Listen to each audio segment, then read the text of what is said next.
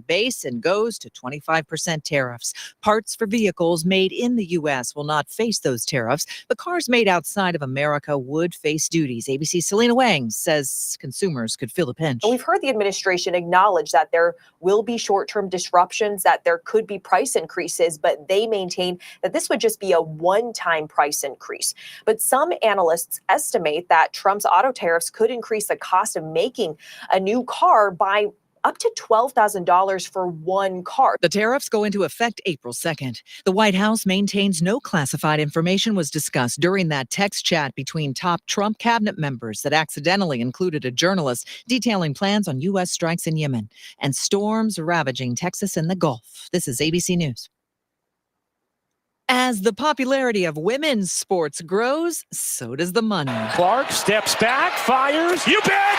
There was a lot of talk about how much Caitlin Clark helped elevate exposure to women's sports, and now the dollars are backing that up. According to a new report by the financial services company Deloitte, women's sports are set to generate $2.3 billion globally this year alone. That's a 25% increase over last year, which was the first time women's sports generated more than $1 billion in a year. Sherry Preston, ABC News. In South Korea, fire crews continue to battle wildfires now blamed for destroying at least 200 structures. 25 years ago, Napster was the premier pioneer of music sharing and also became known for digital piracy. After re-emerging as a subscription service, Napster has been sold for $207 million. The new owner plans to transform the brand name into a social music platform where artists can connect with fans. Michelle Franzen, ABC News. If you're living with dry age-related macular degeneration or dry AMD, you may be at risk for developing geographic atrophy or GA. GA can be unpredictable and progress rapidly, leading to irreversible vision loss. Now there's something you can do to slow it down. Get it going slower. Izervay is proven to slow GA progression. Izervay gets GA going slower. Izervay or avacincaptad pagel is a prescription eye injection used to treat GA. Don't take it if you have an infection or active swelling in or around your eye. Izervay can cause eye infection, retinal detachment, or increased risk of wet AMD. Izervay may temporarily increase eye pressure. Your vision may be impaired after an eye injection or exam. Don't delay. Ask your doctor about Izervay today.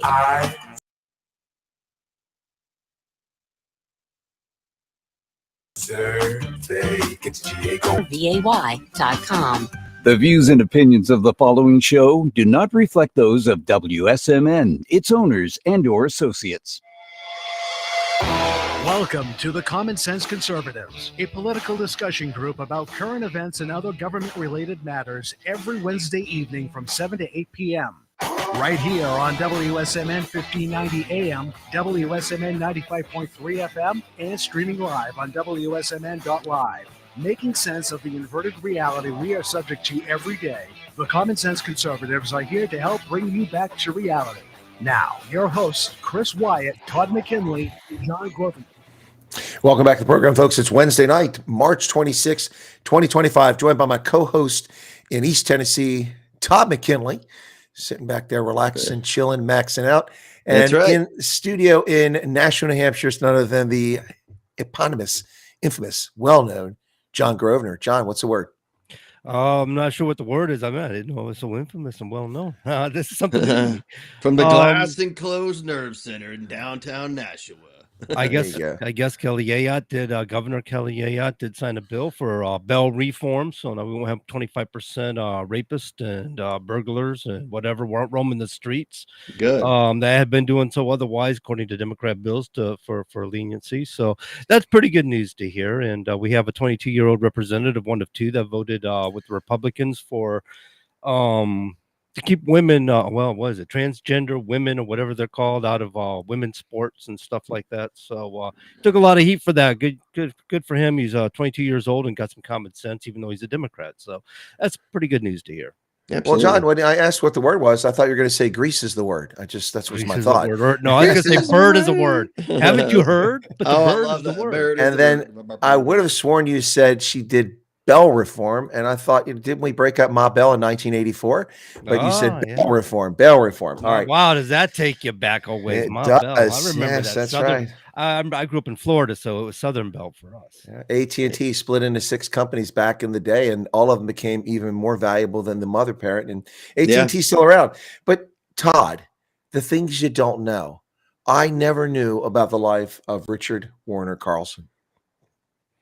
No, Tucker Carlson's father. Right. Very smart guy, apparently, right?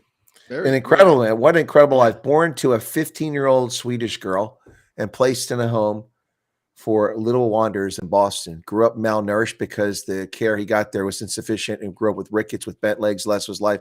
Became a journalist, knew all these crazy people that were involved in the news, was nearly killed in the Watts riots in 1960. Wow. What an incredible life this man led. And we barely know who he is. We know his son is Tucker Carlson, of course.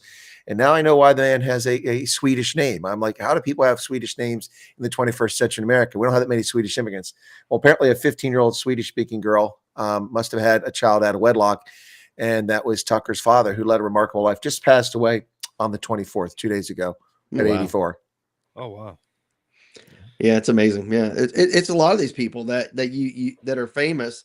You know, let's say what's her name, Julie Louis-Dreyfus from Seinfeld. Her father's a multi-billionaire Frenchman who comes from a very, very successful, very wealthy French family going back to I think the 1800s. Very successful, very rich, multi-billionaires in that family. It's amazing, the things you don't know. I never knew anything about Tucker Carlson's father. I'm just incredibly impressed. Wow. I don't know anything about Tucker Carlson, so other than that he does talk, and he loves bow ties, or at least he used to. Back in the day. Fly fish too, from my understanding. That was just like shtick, though, wasn't it? And that's what set him I apart. don't know. Back then, I had a hard time when he was on CNN taking him serious. He looked like a 15-year-old wearing that bow tie at church. But he was always the token conservative on that program. Crossfire, right? I believe it was. I don't remember which one it was, but he was on there for a long time. I remember that. But yeah, so there you have it, folks. That is the news for Tucker Carlson, his family, his siblings. Their father passed away. What a remarkable human being when you read his obituary. Something else. So big news in Pennsylvania, where the Democrats are crowing because nobody went to the polls. And once again, I tell everybody all the time, Todd, you know this, having run for office, the lower the turnout, the better your chances, especially if you're not the incumbent. If you're a maverick coming from the outside, well, guess what? Dave McCormick appointing a state senator from Lancaster County, Pennsylvania, across the river here from me in Amish country, has led to a Senate seat in the Pennsylvania legislature slipping to the Democrats when less than 30 people showed up for a special election. And as a consequence, the Democrats have stolen a seat held by Republicans for 40 years in the same district where Lloyd Schmucker, the only and first ever Amish member of Congress, is represented in Congress. We now have a Democratic member of the state Senate in Pennsylvania. What a own goal by the Republicans. Wow. Just completely botched. You missed it. You thought you had it, for the win. It was a chip shot, and you banked it right off of the daggone goalpost because you took it too lightly. Wow. I'm gonna guess that all the Republicans were working that day. Well, I'm going to guess that Scott Pressler was busy with something else because that's the area he's been working really hard. Trump won that district by 15 points. Yeah. So the special election, was it just a one-day voting, right, or something like that? Correct. It's to replace someone who left their seat, to resign.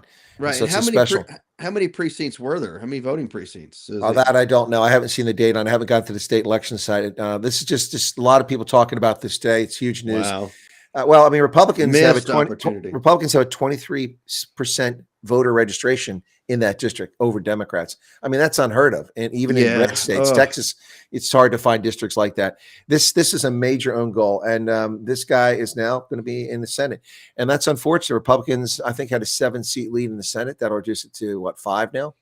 Yeah, something like that. It's crazy. Wow, amazing! Just a missed opportunity. And if you're the county or chairman or whoever, the local chairs of these parties and clubs, you've got to resign at this point. You botched. That's your job as a chairman of a party, is to get people elected. That's your job as an executive committee. And we have our reorganization for our county party tomorrow night here in Sullivan County, Tennessee. But that's one of the things as a chairman and as an executive committee is to get Republicans elected. You drop the ball, you should resign, all of you. Well, it's the 36th senatorial district, and while you were chatting, I looked up the state statistics from the state Commonwealth Pennsylvania election site. James Andrew Malone, the Democrat, won 50% exactly, 26,951 votes. Josh Parsons, the Republican, got 26,469 votes. The the Libertarian who entered the race, Zachary Moore, got 480 votes, which was the entire margin of between the race. Wow. Yeah. Wow. So this is a huge mistake. It's unlikely that the vote total will change, but they'll probably count it because the margin is so close.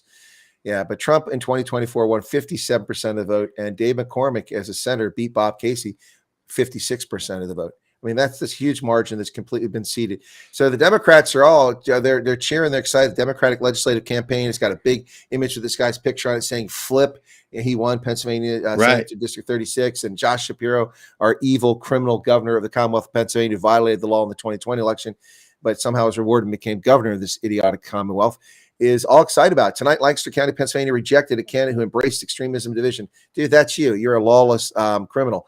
You're the one who embraced extremism. In a district carried comfortably by Donald Trump just a few months ago, they chose a better way forward, an embrace of competence, common sense, and no, it's because nobody showed up at the polls. And all you had to do is galvanize a small number of people, and you win an election. That's the bottom line. Less than 30%. Those figures should have been 3 times. He should have had to get 100,000 to win a seat, but he wins it with 26,000. So there you go. And that's Republican complacency, thinking, "Oh, we live in a safe district. We don't have to show up. He's got it." And they don't show up after work. Like John said, they're at work, but they didn't show up after work. They went straight home. They went, got some food. They went, whatever they did, their chores, and they said, "To heck with it." And they allowed this to happen. I mean, they just allowed this Democrat to walk in there. And what that's going to do, like you said, it galvanized them. They're going to be able to raise a lot of money off of this. The state party's going to be able to raise a lot of money off of this and say, "See, we can win elections in some of these red districts." And they're going to target these Republicans in the House and Senate, and they may pick them off the next go around. They may pick a few off. Well, this is a reliably, deeply conservative area of Amish. That's the reason why Trump won by so much. The Amish went in mass because they just want to be left alone. They know Trump will leave them alone, let them live their lives and worship in the fashion they choose. So this is deeply disheartening because incumbents tend to win all the time. So once you see that seat, getting it back, good luck with that, folks. Good luck with that. So the bottom line here is that this is an own goal by the Republicans, and they should be ashamed of themselves. But the bottom line, I've also said all along, Todd, I think we've all said this, but I reinforce this all the time. Every election matters, whether it's for county registrar, it's for sheriff, it's for the school board, especially it's for the city council. Every election matters.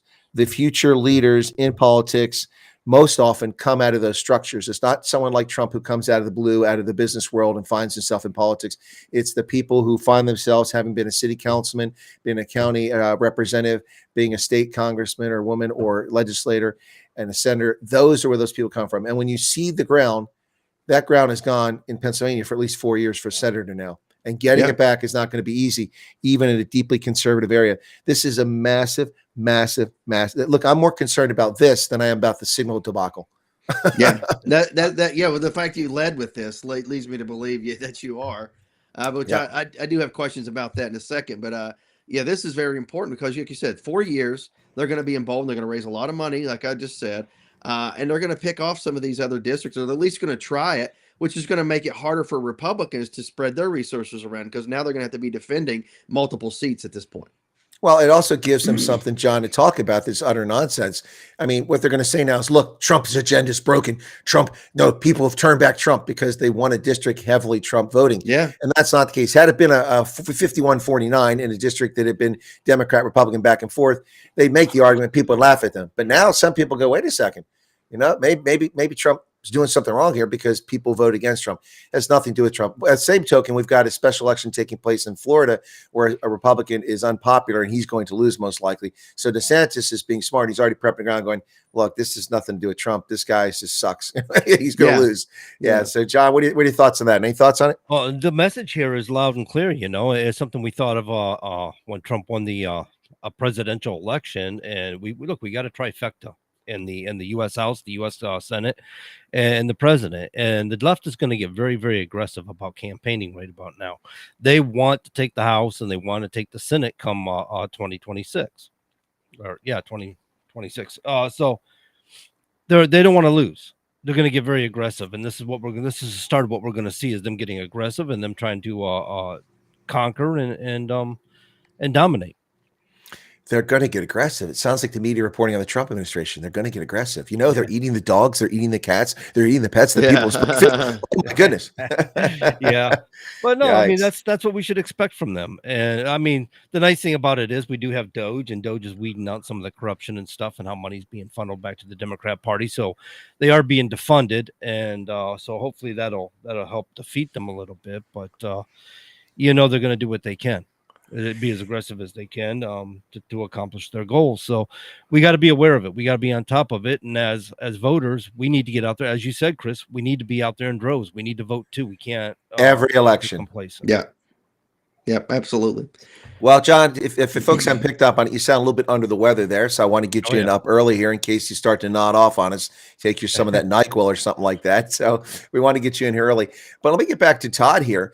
All right, Todd, this is another massive own goal, and it comes on top of several other, missteps, but it's enough for the media and the New York Times and Washington Post to start stringing together stories, questioning the judgment or the smartness of picking Pete Hegseth to be the defense secretary based on his inexperience. So they're putting this together, the Signal debacle. And the real problem I have with this is that why in the world are people using a texting app to discuss something that should be done over a video teleconference on a secure network? It's not like we don't have SIPR and JWIX nets available for people to do this. This is inexcusable from that standpoint. I mean, it's to me, I hearing what's her name there, freaking Susan Rice talk about this is the greatest national security disclosure since she's an idiot. She's an idiot. I don't care about her. There's a far greater security disclosure by, Joe Biden stealing classified documents for 50 years and leaving them all over the place like breadcrumbs for Chinese spies to find. Yep. That's the real one. But the bottom line here is that the op was successful. It happened. But my real issue is that why in the world are they on Signal doing this? That's inappropriate. That's not allowed. I mean, they also have encrypted government phones. When I worked in the National Security Agency for a particular program, I had an encrypted government phone, which sucked because the encryption ran the battery down. I had to keep changing the battery during the day. But the point here is that, but that was 25 years ago. They're more advanced now. But the point here is using Signal to have this conversation. And the worst part is that Hegseth said, no, we didn't discuss classified operations. Well, reading the text that he's got out now, unless he made this stuff up, F-18's launch first strike package, trigger-based F-18 first strike window starts, target terrorist is at his known location, so should be on time. Also strike MQ-9s. What?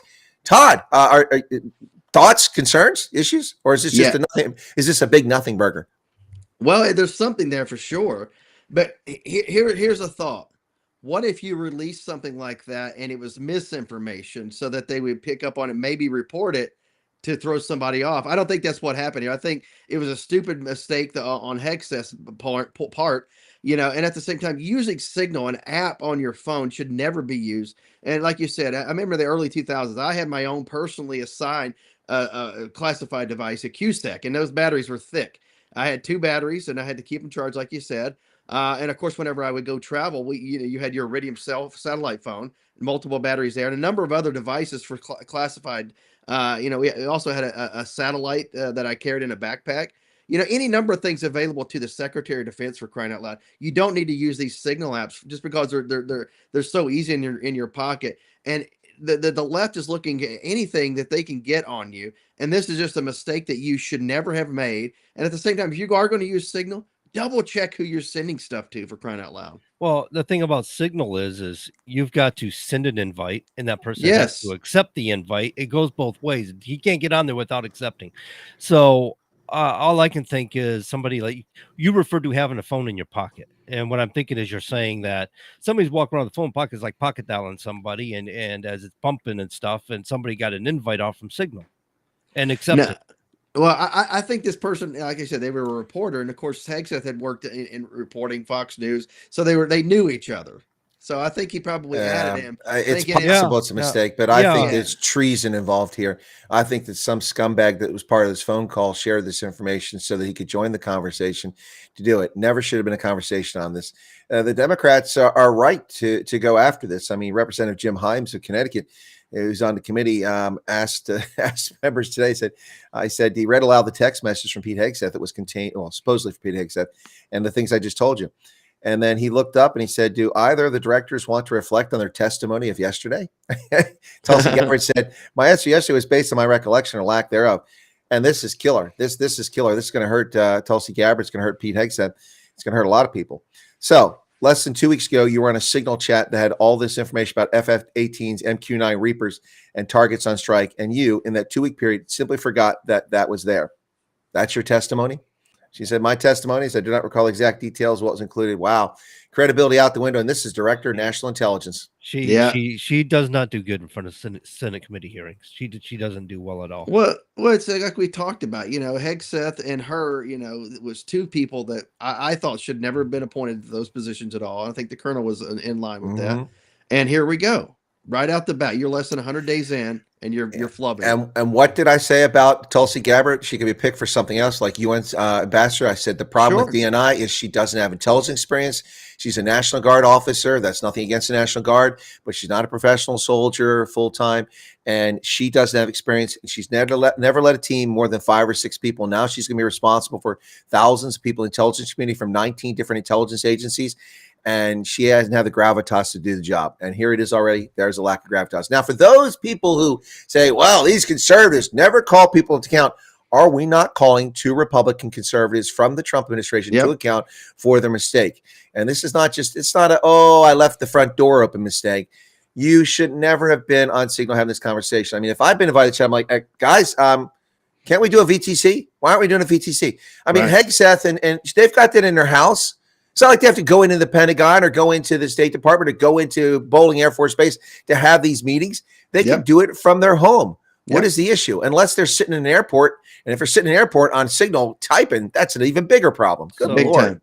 Mike Walls was supposed to be responsible for this. He claimed responsibility. He said he was the one who was setting up the communications. And so it'd be interesting to hear from him why he brought it to Signal in the first place, or why, as you said, Chris, why did they accept him to do that? Why did they not question it? The Secretary of Defense. We're not talking about, the Undersecretary for Bathroom Affairs and the 5th wing and the East wing of the Pentagon. We're not talking about, an intelligence analyst who's 24 years old who just left Georgetown and doing their first assignment. We're talking about the Director of National Intelligence from the most powerful, the best resource, the most experienced intelligence apparatus on this planet, bar none, all the way out to the Alpha Centauri galaxy. We have the best intelligence. And we're talking about the Secretary of Defense of an $898 billion a year operation. You have to be better at your judgment. Why in the world are they on Signal? I don't care if Walt's put on there. I'd have been like, hey, look, man, I come on. Signal, are you serious? Yeah. So go on WhatsApp. What the heck? Somebody senior to him should have shut it down, which, what's her name? The DNI is senior to him. Could have shut it down. The SecDef should have shut it down. Now I get it. The NSA reports directly to the president or chief of staff. But at the same time, these are people that have been confirmed by the Senate, so they're a little bit above an assistant to the president, quite a bit. Even though you may be able to walk into the Oval Office directly, but all 3 people, you still should be a little bit more, have a little bit more discretion and say somebody who's just appointed by the president. It's my thought. And of course, Colonel Walls, Congressman Walls, a retired Army Green Beret, so he should have known better. Absolutely. But, well, okay, not to pick on the special force community, but they do like to do things on the fly, and they do I know that. They do non-standard things. And in the special force community, Signal might be their only means of communication, but not in a strike package against the Houthis. That's not the only means of communication. So that's very now. I mean, the Democrats go on. Jerry Connolly, Democrat Virginia, said crime and cover up all in one. This entire team needs to go right now. That's a bit of hyperbole. It's not a crime. It's an own goal. It's stupid. Yeah, like you just said, a Green Beret, say operates from Attachment Alpha or A team operating somewhere. That may be the only thing that they have is cell phones to be able to contact tactically. But you're talking about at the strategic level, they have multiple things that they have available in their own personal homes, let alone their offices available to them. Well, and the person that was on this phone call is one of the biggest slime balls in the country, Jeffrey Goldberg from the Atlantic, the man who slandered President Trump and lied about him repeatedly in his crappy publication, The Atlantic. This is to me, it looks like a setup. It looks like a setup. Well, the Guardian, liberal left rag, is claiming that the Defense Department warned them against using Signal because of vulnerabilities. And that's the thing about it. Anybody in government should know by now. I mean, we had that SolarWinds hack for 9 months and nobody knew. 9 months they were hacked in the United States government. All these agencies and stuff were exposed, and nobody knew for 9 months. I mean, the vulnerabilities with cybersecurity is such a strong issue that you would think using an app like this, there's got to be something. I think you said earlier, Chris, there's got to be something internal that they can use, that they can better control and monitor for hacking and such. Well, quite frankly, gentlemen, I mean, this thing is ludicrous beyond belief. I mean, this is not the first time something like this has happened. Todd and I both know that the Office of Personnel Management is so insecure that they left the databases open with sensitive personal information at the highest level on security clearances for 21 million military veterans and federal employees, mostly military, for 18 months before they even discovered that there was a leak, that there was someone in the database digging around. And they've never disclosed to us who it was. We know who it was, but they've never told us. And then it happened again a couple years later. And all that they did for these 21 million Americans is send us a letter, we'll offer you free identity theft protection for 12 months. Excuse me? You need to provide a lifetime of identity theft protection. You also need to provide us lawyers for when we have to defend ourselves, when people slander us and lie about us. And when Mr. Fuji shows up on my door, Colonel, I understand that you had a special relationship with goats in 1977. Huh? What are you talking about? No, you were accused of being friendly with goats. I was a goat herder. That's not friendly. Next question. No, that's not what it says in the report. We're going to tell the world. Seriously, I mean, this is what's going on here. The people disclose things to investigators that are oftentimes lies about other people because they don't like them. They lie, and there's no consequences. I mean, I saw this with a lieutenant colonel that worked for me, his ex-wife, who was vindictive, lied and said he molested his daughters, which never happened. Fortunately for him, he was in Afghanistan on the dates she gave. They claimed he did it. Otherwise, he might have gone down in flames because of this. But that's in his record. And there's different documents, and they got access to those documents. They just pulled the one up and said he had sexual relations with his daughter. He didn't. And then his total reputation in life is destroyed because the government didn't protect the data. The government is unbelievably irresponsible. Folks, government is not your friend. This is the incompetency that's going on. And if people are worried about Doge, the people responsible for protecting cybersecurity and haven't done it are the ones that are hitting the road. Todd's smiling about the goat joke. What's going on over there? No, that's it. That's it. No, I said I like goat cheese. No, that's not what we heard. You said you like goats. I don't know. Exactly. But I mean, look, this is not a shocker, but the Democrats are going to make a ton out of this. To me, it's a big nothing burger. However, somebody should be falling on this axe. I'm not saying that Hegseth or that Tulsi Gabbard or that Waltz have to go, but someone needs addressing down, and this needs to be addressed 10 minutes ago, not now. Yeah, I think it'll rise to somebody taking a fall and saying, "Oh, it was my fault. I had, did this and this, and I blessed off on it. I won't do it again." And they'll go away for a while. They'll get a job in the private sector. They'll be taken care of. Maybe they'll come back into the tail end of the administration, having people forgotten about it. This reminds me of a George Bush incident. Didn't George W. Bush had a leak, and didn't it turn out to be Rumsfeld or something?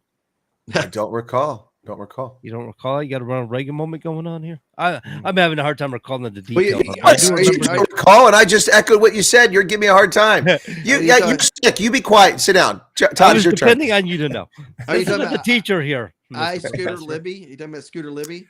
Was it Libby? Libby was the one. Scooter Libby was the staff. Yeah, and he leaked. He took the fall for it. Releasing. He didn't do it. He took the hit. Yeah, that Valerie Plame was a CIA operative or what have you. She was the wife of an ambassador at the time, or still are. I believe they're still married. Oh, but I mean, give me a break. You're talking about the Valerie Plame incident. Okay, she was in was it the Spectator magazine or something like that, or one of those magazines with a full layout saying she was a CIA officer, and then her cover was blown. Everybody knew who she was. She wasn't a top secret CIA operative. She was just an employee of the CIA who was an analyst, and she acted like she had some deep cover. Her husband was Joe, what's his name there in Niger, looking for he was running his mouth and causing a problem. Yeah, Scooter Libby took the fall for that. That's the last time political loyalty was legit in this country. Scooter Libby took the fall for the Bush administration. I thought you were talking about something else. Yeah, no, that the whole thing was a mess. Libby took the fall. He wasn't responsible. It's just unfortunate.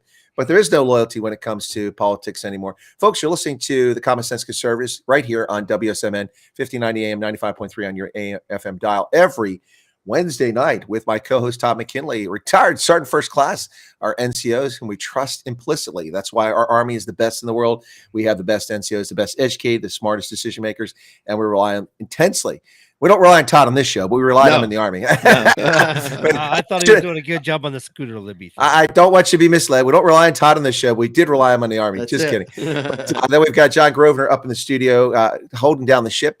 John's a little bit under the weather tonight, but he's still keeping the show running from our operational center in Nashua, New Hampshire. But seriously, Todd, no, we do rely on you as a big part of this show. You are a key star on this program, and I'm just teasing around. I think people get that we're just joking around. But the point about being NCOs, that really is the truth, isn't it? Our Army is so good because we have the best NCO Corps.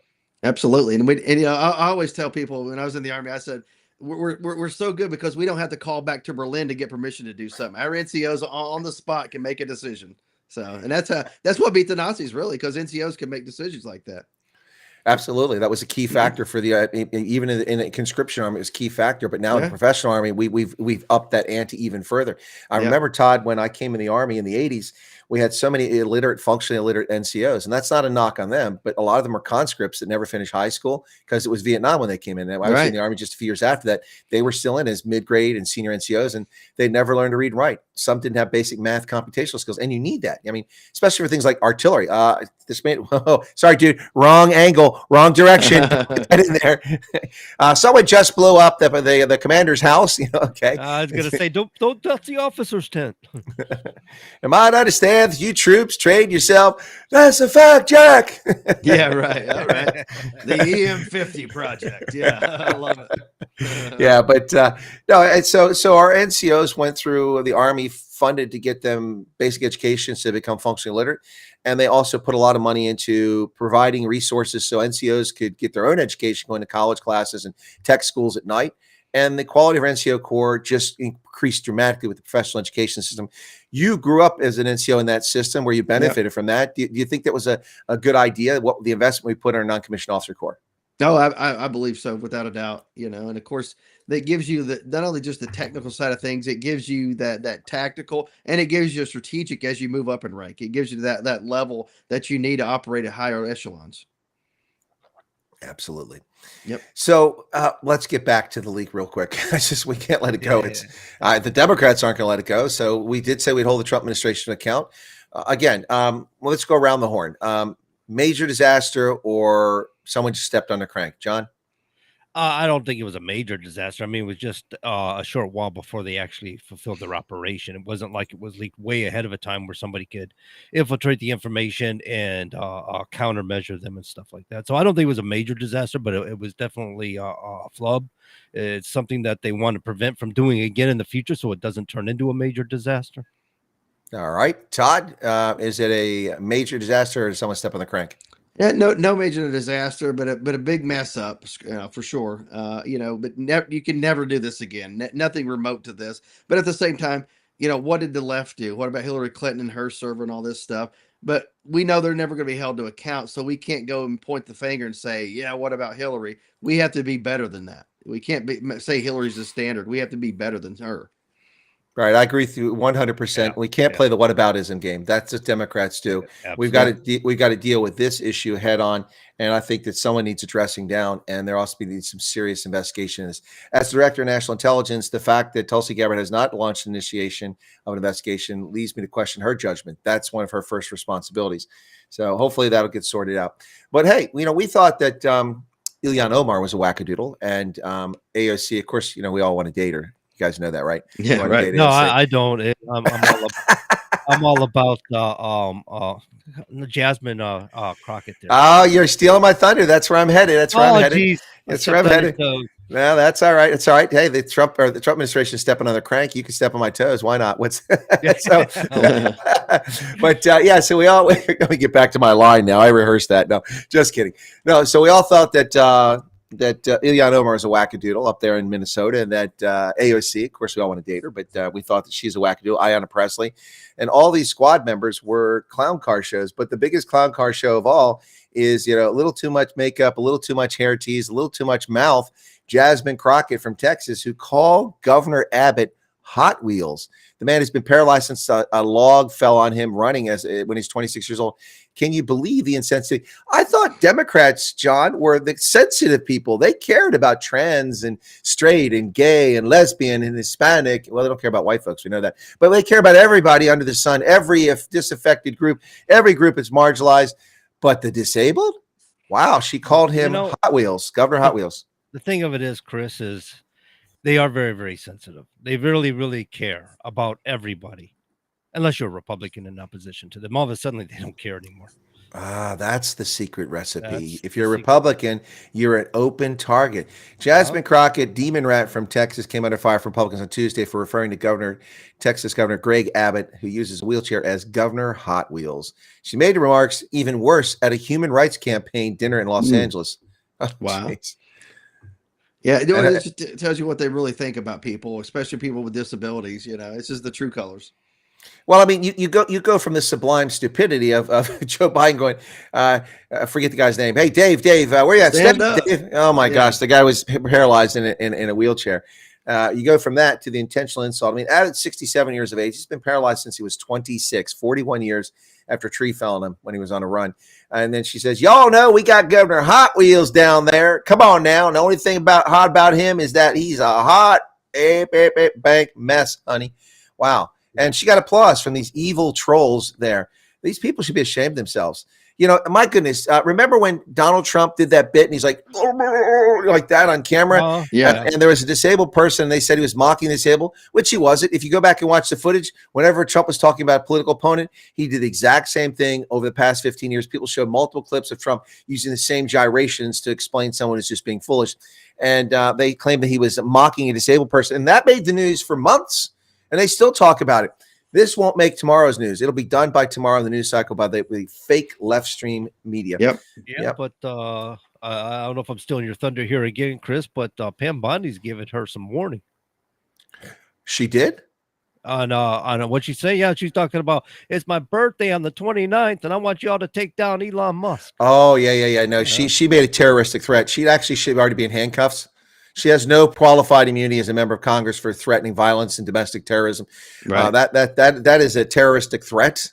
A terroristic threat. That's a criminal act, and doing it against a member of the government. If Elon Musk is actually employed by the government, then she should already be in prison or be on bail. She backpedaled that and said, well, I was speaking figuratively, of course. And who was speaking figuratively when the guy smashed Rand Paul in the head with a hammer at his residence? Who was speaking figuratively when the activist, violation of federal law, harassed Josh Hawley's 9-month pregnant wife, walking on her property, beating on her door, terrorizing her when she was about to give birth? Who was speaking figuratively when Bernie Sanders supporters tried to murder Republicans at a softball practice? Who was speaking figuratively when when all the Democrats, including Joe Biden, said that Donald Trump had to be taken out, that someone had to eliminate him, he had to be killed, and then they tried to murder him twice? These people need to be put in prison. Jasmine Crockett deserves a cell. Ours is the new black, sweetheart. You don't have immunity. We're coming for you legally. Did you hear that? Legally. You're a criminal, and you're going down in a pile of flames. And if we have to get Scott Presser on the case, we'll do it. Got the part where the mob tried to attack Rand Paul in the streets. It wasn't a couple of law enforcement officers. He would have been toast. He was in serious danger. Yep. Right there, leaving the White House, actually the South grounds during the first Trump administration, whenever he was running for re-election. Remember, they had COVID and all that, so they couldn't actually have a convention, so they had it on the South Lawn.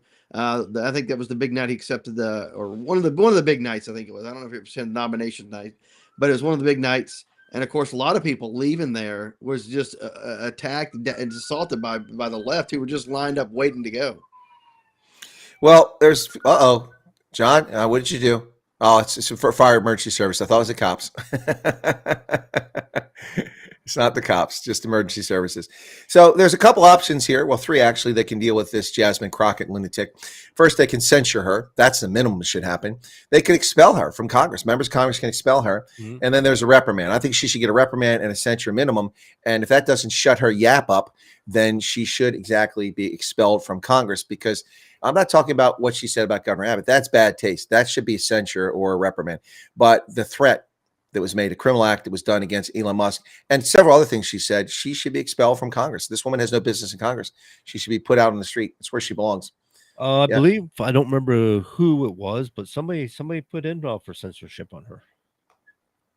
Good. Oh, good. I hope she gets censored. Somebody's filing the papers. So Well, let's see what happens. Marjorie Taylor Greene suggested that her fake eyelashes got in the way of her reading. In response, she said Greene has bleach blonde, bad built butch body. Oh my God. All right. Oh, that was an old one, wasn't it? She said that. She said that quite some time ago about her having a butch. I know that was back in 2022. Good Lord. Oh, cat. Oh, I see. You want to see a cat fight. That's what it was. So no, I don't want to see anything. I think right there on the house floor, the two women going at it. It's Jasmine Crockett. Well, we've had worse. We had people nearly beaten to death on the floor of the Senate to build up to the Civil War. If Greene pulls hair, does that wig come off or? Ooh, that is definitely not Jasmine Crockett's hair. She needs to find a better weave. Okay, now I'm getting too personal. I'll stop there. Okay. So who do you think would win in a fight? All right, let's get ready to rumble. Speaking of rumble, Donald Trump has imposed a 25% tariff on imported automobiles. Ouch. Ouch. I hope you got your Toyota. Well, they're made in Marysville, Ohio. No, that's Honda. They're made in California. So if you're getting your Toyotas made in America, you're okay. But if you're getting one of those Toyotas or those Nissans or your Mercedes from abroad, you are going to see sticker shock. 25% of cars imported in the United States. Oh my goodness. This applies to finished cars, but not to auto parts, which is a big concession to the auto industry. So what may come out of this though is if Trump wants to get rid of income taxes, then this might be a way to grease them wheels. There is a bill out there, HR 25. Yeah. To get rid of the IRS or just income tax altogether? Get rid of the IRS, drop the income tax, create a national sales tax. Chris and I talked about this before. 23% is too high on that. They got it marked up at 23%. That's incredible. 1% is too high. 1% national sales is too high. I'm okay with an income tax, 10% flat tax, case closed, nothing more. Otherwise, get rid of the income tax altogether. Okay, a flat tax, that'd be about the same thing, wouldn't it? If you had 10% income tax? No. It's hugely different because a consumption tax hits lower income people directly. Who buys groceries? Who buys fuel? I mean, the rich they don't even means for that. They got a means to adjust for that. Well, I'm not in consumption taxes. Consumption taxes are a brake on consumerism. They're a brake on the market. They slow down market, and it slows down economic growth. That's why Europe is so stagnant. I'm with Todd's favorite president. I'm with William McKinley. Raise the tariffs and get rid of the income tax. The only reason we got income tax is because the left wanted to get rid of the tariffs, and to compensate for that, they gave us income tax. I think income tax is just ridiculous. It's an overburden on the American people. If we were paying through tariffs, that would be a better means to tax the people, because you're paying according to what you can afford to spend. Well, you're once again putting consumption tax out there, and it's hitting people in you're going to have a tax one way or another, Chris, but it's a matter of how do you want it? Do you want it directly out of your paycheck, or do you want it when you spend money? You're going to reduce the size of government. Well, I'm all for if you're going to tax people, do it simply on wages. I would eliminate the corporate federal tax, gone. I would eliminate taxes on dividends, gone. I would eliminate taxes on capital gains, gone. And I would restrict it to earned income and 10% flat for everybody. Those below a certain threshold, they would have an exemption. They wouldn't have to pay it. And there you go. Earned income stinks because you're taxing people who aren't prepared to have to file and have the knowledge base sometimes of filing and stuff, because this can be complicating, the tax thing. You don't businesses are in place, they're in business, they understand these things, they can handle these things and mitigate these issues. See, you're shaking your head no, and I'm telling you, you're wrong. I'm right. You don't. Well, okay. All right. Well, you don't have to have tax attorneys to file a flat tax of 10%. All you need flat tax is different story. All you need is a postcard, flat 10% tax, and that's it. That's it. You it fits on one card. About an income tax. You're talking about a direct. That is an income tax. That's a flat income tax, 10%, flat. Boom, earned income. That's it. Anyone who's got a job, works for an employer or self-employed, pays 10%. Boom, it's done, dusted. That's it. That's all you pay. The country did great on indirect taxes. That's all I'm saying. It did wonderful. Not a fan of consumption taxes. Up until 1913, it did wonderful. Yeah, and the size of the government was like 10 workers working for the Navy, a shipyard. That's it. How it should be. Come on, we just need a military, okay? Well, our military spends $900 billion a year. We don't need to spend that much. So, no, we can have this argument all day. I mean, if conservatives can't even agree on what the tax, how we tax people, imagine trying to fix this for everybody. But Trump's onto something. Disagree. Hopefully. Well, I know, John, you're allowed to be wrong. It's okay. I'm not wrong. I thought I was once, but I was mistaken. You were mistaken. Okay. Someone had to correct you. No, but you were wrong. You weren't actually wrong. Oh, okay. But this whole situation is just such a mess. But Trump is onto something. Number one, Trump wants no tax on tips. That's going to be huge for the service industry. That'll encourage people to work harder, because the harder you work, the better chance you get to get a tip. And you don't have to pay tax on it. There's a huge reward. You gain exponentially. No tax on tips, no tax on Social Security. That's morally the right thing to do. The idiots in 1986 who started taxing Social Security benefits ought to be taken out and horsewhipped. Unbelievable. Now, that's not a threat for domestic violence. None of them are around anymore. Just saying. So they stupid stuff. Well, Joe Biden's still around. He was part of that. But Nancy Pelosi, but stupid stuff to tax the retirement benefits on deferred compensation. You already taxed on that income previously. So no tax on Social Security, no tax on overtime, and no tax on tips. This is brilliant. No tax on tips, no tax on overtime is going to drive people to greater worker productivity.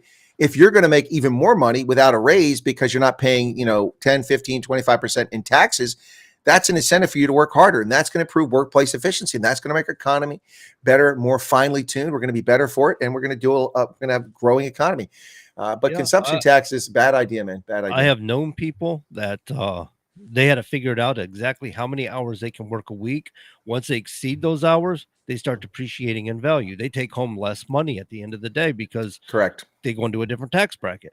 So it hinders economic growth. If you can't get people to work because they're going to be punished for doing so, they're going to lose out. They'd rather go fishing instead of lose money. Then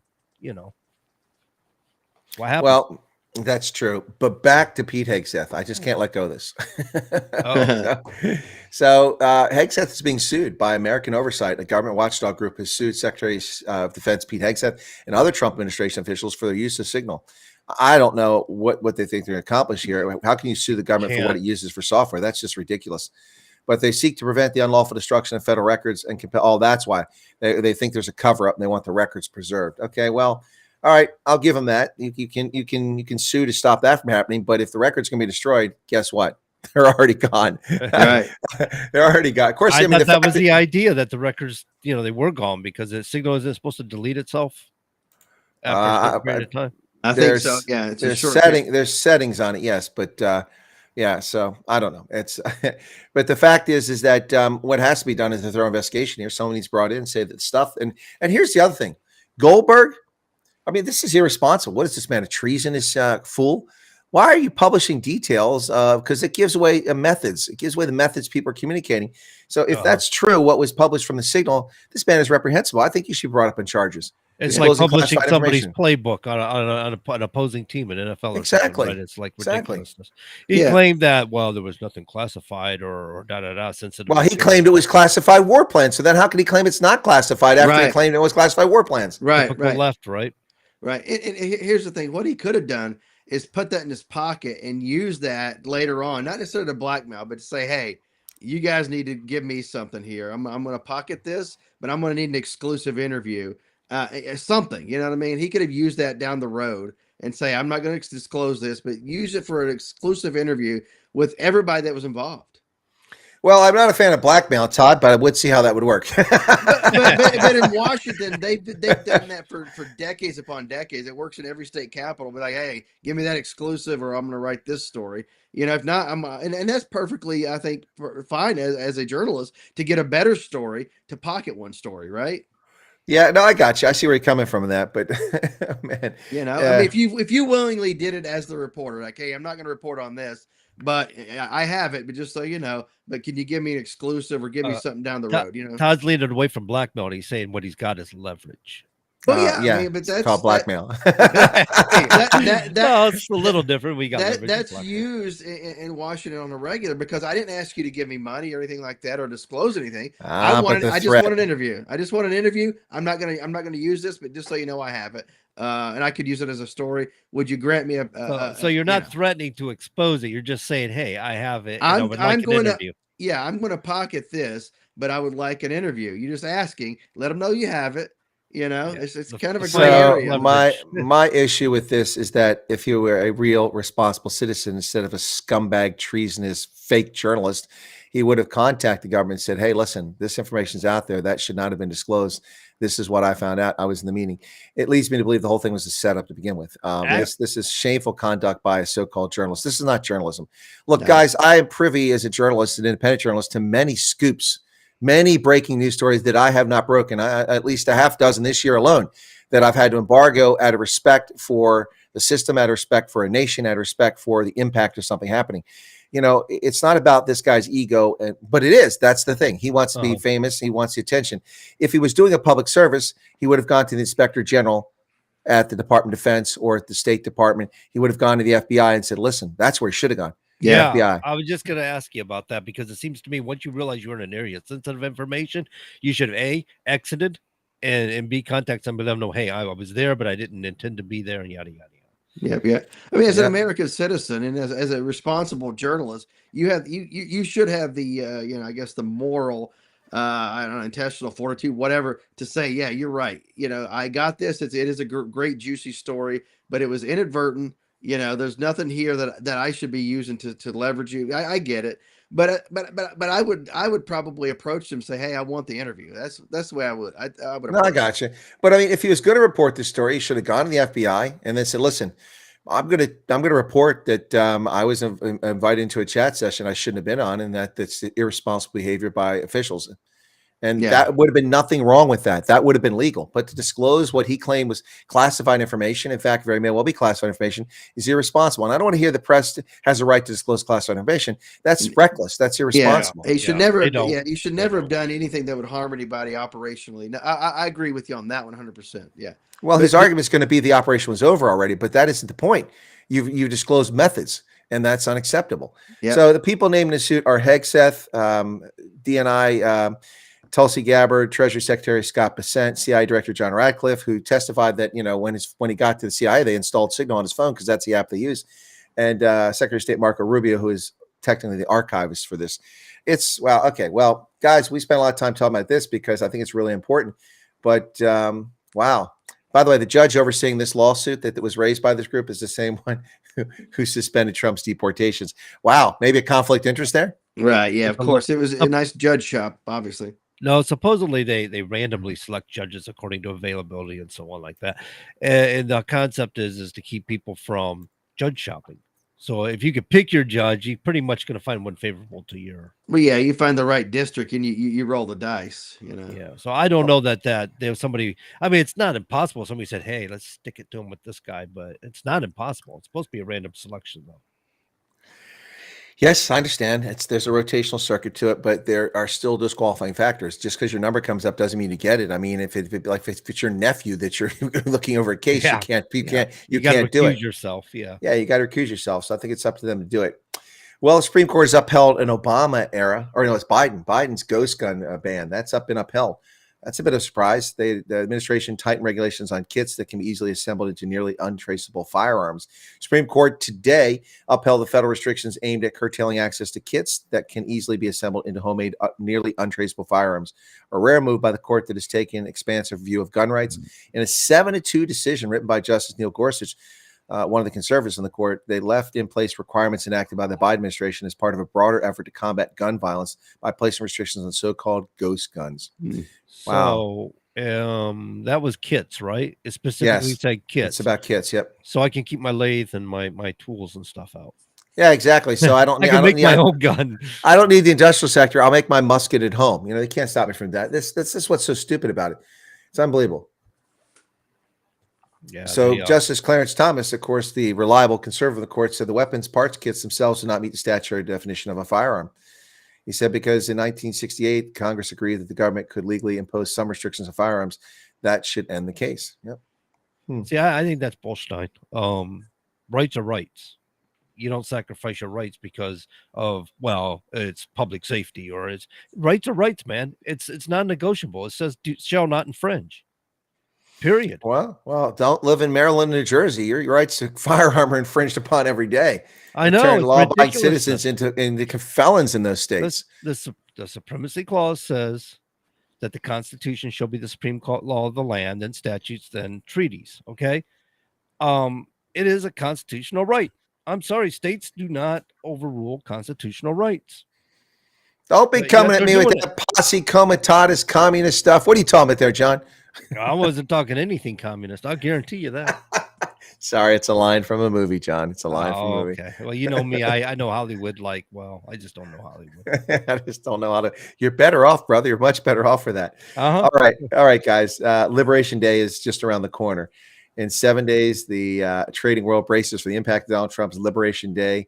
The reciprocal tariffs go into effect on the notorious Dirty 15, a band of trading partners who enjoyed trade surplus for far too long, according to administration. With a title straight out of a gritty Hollywood blockbuster, these 15 countries are waiting to see how they'll be punished for being profiteers. Will this bold move be a masterstroke that reshapes global trade, or will it be a burnout? Well, the Dirty 15 include China, Mexico, Japan, Canada, Germany, India, Ireland, Taiwan, Vietnam, South Korea, Italy, and Switzerland. All of those countries will be hit with reciprocal tariffs. Ladies and gentlemen, reciprocal tariff simply means that if you charge us 5%, we're charging you 5%. And perfect case, this is if we export cars to the European Union countries, they charge us a 10% tariff. The contrast is we charge 2.5% for cars shipped to America. How is that fair? So they're going to get tariffs at the same level, and they're crying about it. Can you believe this, Todd? These countries around the world are crying that we're raising tariffs. It's unfair. It's so mean. Dude, you're charging us 400% of our tariff. I understand why. How do you think they pay for their national healthcare systems? On our taxpayers' we backs. Subsidize it. Yeah, absolutely. We subsidize it. Well, I mean, they raise these tariffs against us too, so they can afford it, right? I mean, it helps to keep their economy going strong as far as their manufacturing and stuff like that. But at the same time, they charge these tariffs. Now, people in wherever it is, Switzerland or wherever, they can't afford to buy that product unless our corporations absorb the cost. Well, it's even worse than that. You're right. It definitely is money that's taken out of our pocket, but it has a negative impact on our industry. That's one reason why our industry has left the country, because we can't compete effectively in countries that have high tariffs. Now, Europe isn't necessarily high tariffs, but they're unfair tariffs. So they take money out of our pockets. They crimp our industrial capacity, and they hurt our country. And it's high time that if you're going to put a tariff on us, you should get the same one. I don't know why this is even remotely controversial, Todd. This shouldn't even be a controversy. I mean, why do people think it's okay for the world to screw over the United States, and all we want is to charge you what you're charging us? Right. Yeah, we just want fairness, for sure. But for the rest of the world, fairness for them is taking advantage of the United States. I mean, we have so much. I mean, you look at us, we're so gluttonous and so fat and all this stuff. We have fast food, for crying out loud. You know, you're gluttonous people. We need to take advantage of you to help you out. You know, they view it that way, like they're helping us in some weird way. I don't know. I don't know.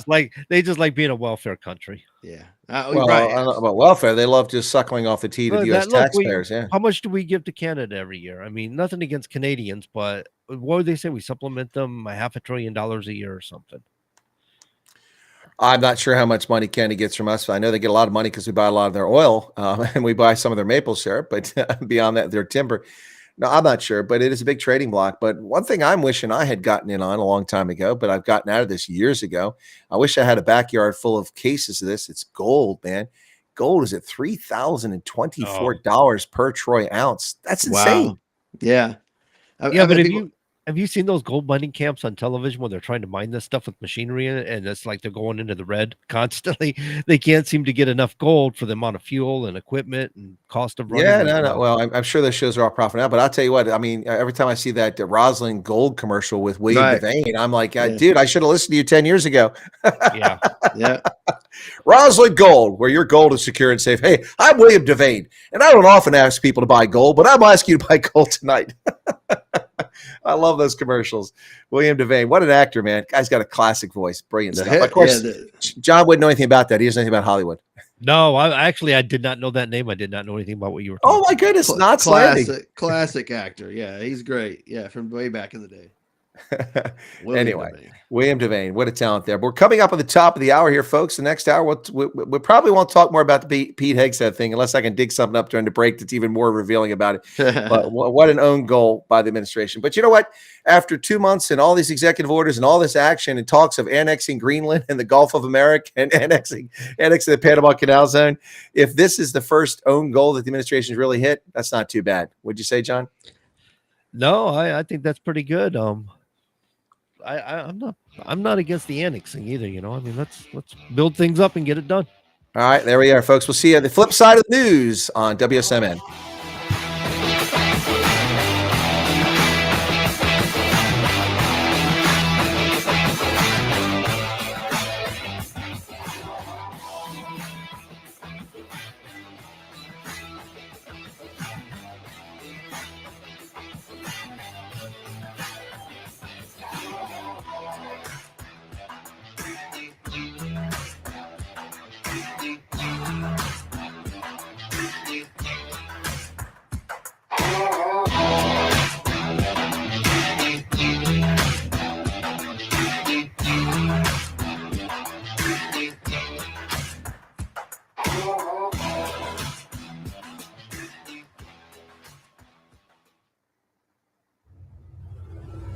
WSMN 1590, WSMN 95.3 FM Nashua. Listen, watch, and stream at wsmn.live. ABC News, I'm Dave Packer. President Trump today announcing 25% tariffs on imported vehicles. The president says this will encourage more cars made in America. This is very exciting. This is going to lead to the construction of a lot of plants, in this case, auto plants. And you're going to see numbers like you haven't seen. Also part of the president's announcement, taxpayers will be able to take a deduction on auto loans for cars made in the USA. The president also downplaying any damage done by members of his administration when they shared critical Houthi attack information on a commercial chat forum, Trump calling coverage of it a witch hunt. By a 7-2 decision, the Supreme Court upholding a Biden administration rule banning so-called ghost guns. Wildfire emergency in the Carolinas, dry conditions, high winds, red flag warnings, Georgia to Maryland. Health officials investigating whether a vaccinated patient with a rare breakthrough measles infection spread the virus to others on an Amtrak train. This is ABC News. Large protests broke out in the Gaza Strip on Tuesday against Hamas, a rare showing of public anger against the militant group. Hundreds of Palestinian protesters seen holding up signs saying, "Stop the war, we refuse to die," and Hamas out. A senior Hamas official says protesters should be focusing on Israel, which is renewing its offensive. Today marks 1 year since the deadly Francis Scott Key Bridge collapse in Maryland. The National Transportation Safety Board says part of the blame for the tragedy belongs to the state of Maryland for not performing a risk assessment decades ago. A year after the collapse, Governor Wes Moore refutes that. The reason we're looking up and we do not see a Key Bridge is because of the dolly, the cargo ship that collided with it 1 year ago. Johns Hopkins University researchers say many other bridges are at risk for a similar disaster, including the Golden Gate Bridge and the Huey P. Long Bridge in New Orleans. Jim Ryan, ABC News. And I'm Dave Packer, ABC News. Do you enjoy fatty foods, sweets, and alcohol? Who doesn't? Unfortunately, all those things put a lot of pressure on our liver. That's why pharmacist, best-selling author, and nutritional expert Sherry Torkos recommends Active Liver from New Nordic. The liver is an incredible organ. It works nonstop to process toxins and chemicals from our food and drinks, medications we take, and even environmental exposures. As a health expert, I'm often asked how to support the liver's natural detoxification process and offset the effects of fatty foods, sugar, and alcohol. I recommend Active Liver by New Nordic. This gentle plant-based supplement is an effective way to support your liver's vital functions as well as your energy and overall well-being. With its powerful blend of turmeric, milk thistle, and globe artichoke extract, Active Liver is the perfect way to keep your liver healthy and you feeling your best. Active Liver is available in both a delicious gummy or tablet. You can find Active Liver in the vitamin aisle at your local CVS or online at Amazon or newnordicusa.com. Spring into adventure now at Campers in RV. The sun is shining, open road is calling, and for a limited time, you can drive off in a new RV for just $5 a day. And to make that deal even sweeter, we're giving you a $500 trade-in allowance plus a $500 off coupon. That's an additional $1,000 in savings. But hurry, these offers won't last. From a front bedroom to bunkhouse, we have the RV floor plans that fit your budget and lifestyle. Don't wait. Visit Campers in RV today or shop now at campersin.com. Continuing the legacy started in 1904, Roger Pellerin of Gate City Monument Incorporated continues to provide the same high-quality monument, custom headstone, and stoneworking craftsmanship today that they built their reputation on over 100 years ago, servicing Nashua, New Hampshire, as well as nearby areas in Massachusetts, such as Lowell, Billerica, Chelmsford, and beyond. From creating custom monuments to memorialize, to landscaping and granite work or restorative services, each job is done to your satisfaction and is backed by decades of experience and integrity. If you're thinking about stonework, think Roger Pellerin of Gate City Monument. Visit online at gatecitymonument.com. Stop by and meet Roger at 321 West Hollis Street in Nashua, or call 603-883-7141. That's 603-883-7141. Gate City Monument, memorials of distinction for people who care. Yes. Gate City Monuments, the memorials of distinction for those who care. I was going to do it too. Todd, I'm calling up Gate City Monuments, man. That ad's got me hooked. I love it every time. Monuments of this with distinction. Yeah, I love it. It messed me up because you get that before that, you get that serious New England clam chowder accent coming. Then you get this cool voice, and I forgot what I want to talk about. What's the lead story of the news there? It was important. Right. I forgot. You got this guy. He's doing promos. He's sitting in a smoking vest, hanging out. He's puffing on a stogie. Gate City Monuments. Oh, there we go. He got it. What was it? He sounds sort of like Wilbur. What was his name? The old guy there from way back in the 80s. Wilbur Winfrey. What? Yeah. I know you're talking about. Yeah, that Brimley. Yeah, Wilford Brimley. Yeah. Wilford Brimley. That's what it reminds me of. There's a guy it hangs at our VFW. It looks just like Wilford Brimley. I see him all the time. I love it. Yeah. that Craig Stadler Walrus mustache going there. Seriously, what was the first story in the news there? I've already forgotten. I'm having a senior moment because of those commercials. I got wrapped up in the commercials. No clue. You guys don't remember? See, look at that. Went straight through the news. You already forgot. Oh, I stepped away when I did the news too, came so. on. Sure. Don't admit to your senior moments. Come on, guys. All right. I do actually find myself at times have to stop and think. Take a moment, and I always blame it. I'm just being so busy on the internet, and there you go. Research. Well, folks, sorry, John. Folks, we're into the second hour tonight of what's going on here. Some developments beyond the Hegseth story. Let's get past that one for now. But Squad Democrat Ayanna Pressley, and other wackadoodles, this one from Massachusetts, has made the most obvious of statements and complaints to Democrats. What do you think she's complaining about now, Todd? What a guess, Ayanna Pressley. What might she be complaining about? Not to put you on the spot, but this one isn't hard to guess. Oh, probably racism, I'm thinking. Then not enough people of color in Trump's cabinet. It's too white. When you say his cabinet is too white, isn't that kind of racist in and of itself? Yeah. Oh, absolutely is racist. How dare you have the same percentage of white people in your cabinet as there is in America? It's representative of the country, I think, right? Probably. If you look at the cabinet, sub-cabinet, and probably all senior advisors from special assistant up, probably representative of the country. If you look at everybody. Yeah, it is. 75% of the country is white, including Hispanics, who are overwhelmingly considered white by their own definition. But she's complaining that the cabinet's on track to be one of the whitest cabinets in history. That's first off nonsense. I mean, the cabinets were all entirely 100% old white men up until the 60s. I mean, there was no one else in the cabinet except old white guys until then. So how could this be one of the whitest in history? We've got Kash Patel. He's an Indian. We've got Scott Bessent, who's gay. Yeah, he's a white guy, I suppose. We've got we've got Tulsi Gabbard as a woman. We've got Linda McMahon as a woman. The list goes on and on and on. Right. Women and we got Asians in the cabinet, and we've got Pacific Islanders in the cabinet, and we've got black folks. Not so many black folks. Sure. That's probably a fair complaint. Yeah. It's not full of black folks. And Trump's last cabinet had several black people in key positions. That's not the case this time around. Yeah, no, that's true. Yeah. And you think about it, Trump is married to an immigrant, right? Also, Kash Patel, his wife, is she immigrant or is she first generation, I think, American, right? I have no idea. I didn't even know he's married. It's not. I'm more concerned about the FBI being reeled in. No, I'm talking about JD Vance. Sorry, excuse me. JD Vance. Yeah, his wife is Indian American and not casino Indian. Right. Yeah. So to say that racism, I'm like, you can't use racism or xenophobia against these guys. It's their personal lives say otherwise. The fact that Trump has actually his daughter's Jewish. She's transitioned to become a Jewish person.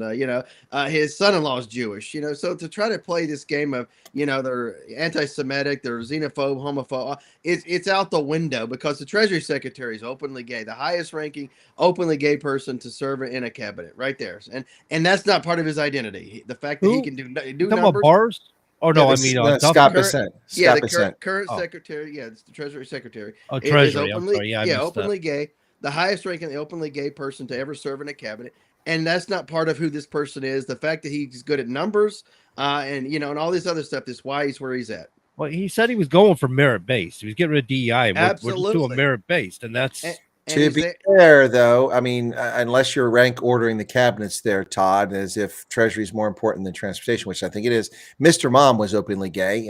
He was the transportation secretary under Joe Biden, yeah, Pete Buttigieg, but which is a little bit lower than the Treasury Secretary. so you were rank ordering. That's yeah, what I or figured. order Okay. of succession. I don't want people to think that we trade in misinformation here. You know, there's plenty of that out there, but yeah. So look, I had a Presley. So you guys are saying money's better than safety? Is that what you're saying? It's the order that they were created. The department. Oh, yeah.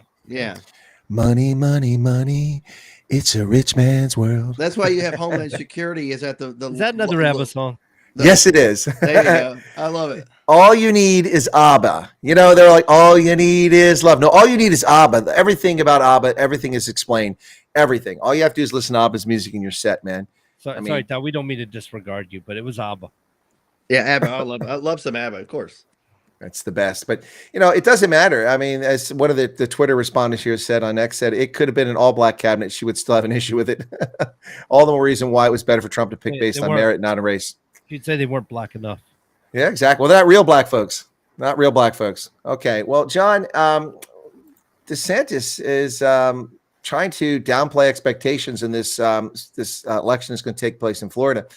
He said he's not expecting much in a performance this week from State Senator Randy Fine, regardless of the outcome, in that it's going to be a way underperformance from what I won that district by in 2022 and what the president won it by in November. They're going to try to lay that at the feet of President Trump. This is not a reflection of President Trump. It's a reflection of a specific candidate running in that race. Ouch. That's not an endorsement for that candidate. And he said if President Trump were on the ballot in this special election, he would win by 30 points, no question. It's a candidate-specific issue. I think the district is so overwhelmingly Republican that it's almost impossible for someone with an R by the name to lose that district. So I'd anticipate a Republican candidate is still going to be successful.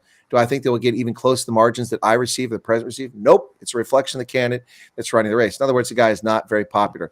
Meanwhile, Democratic candidate Josh Wheel has raised close to $10 million, but Fine has raised less than $600,000 and recently contributed $600,000 of his own funds to the race. So the cash advantage means that this is going to be a tight race, but I think that DeSantis is smart to downplay this if Fine loses this race. But again, this is going to be another situation like we just saw here in Pennsylvania, Lancaster County, where the Democrats, if they win, they're going to crow endlessly.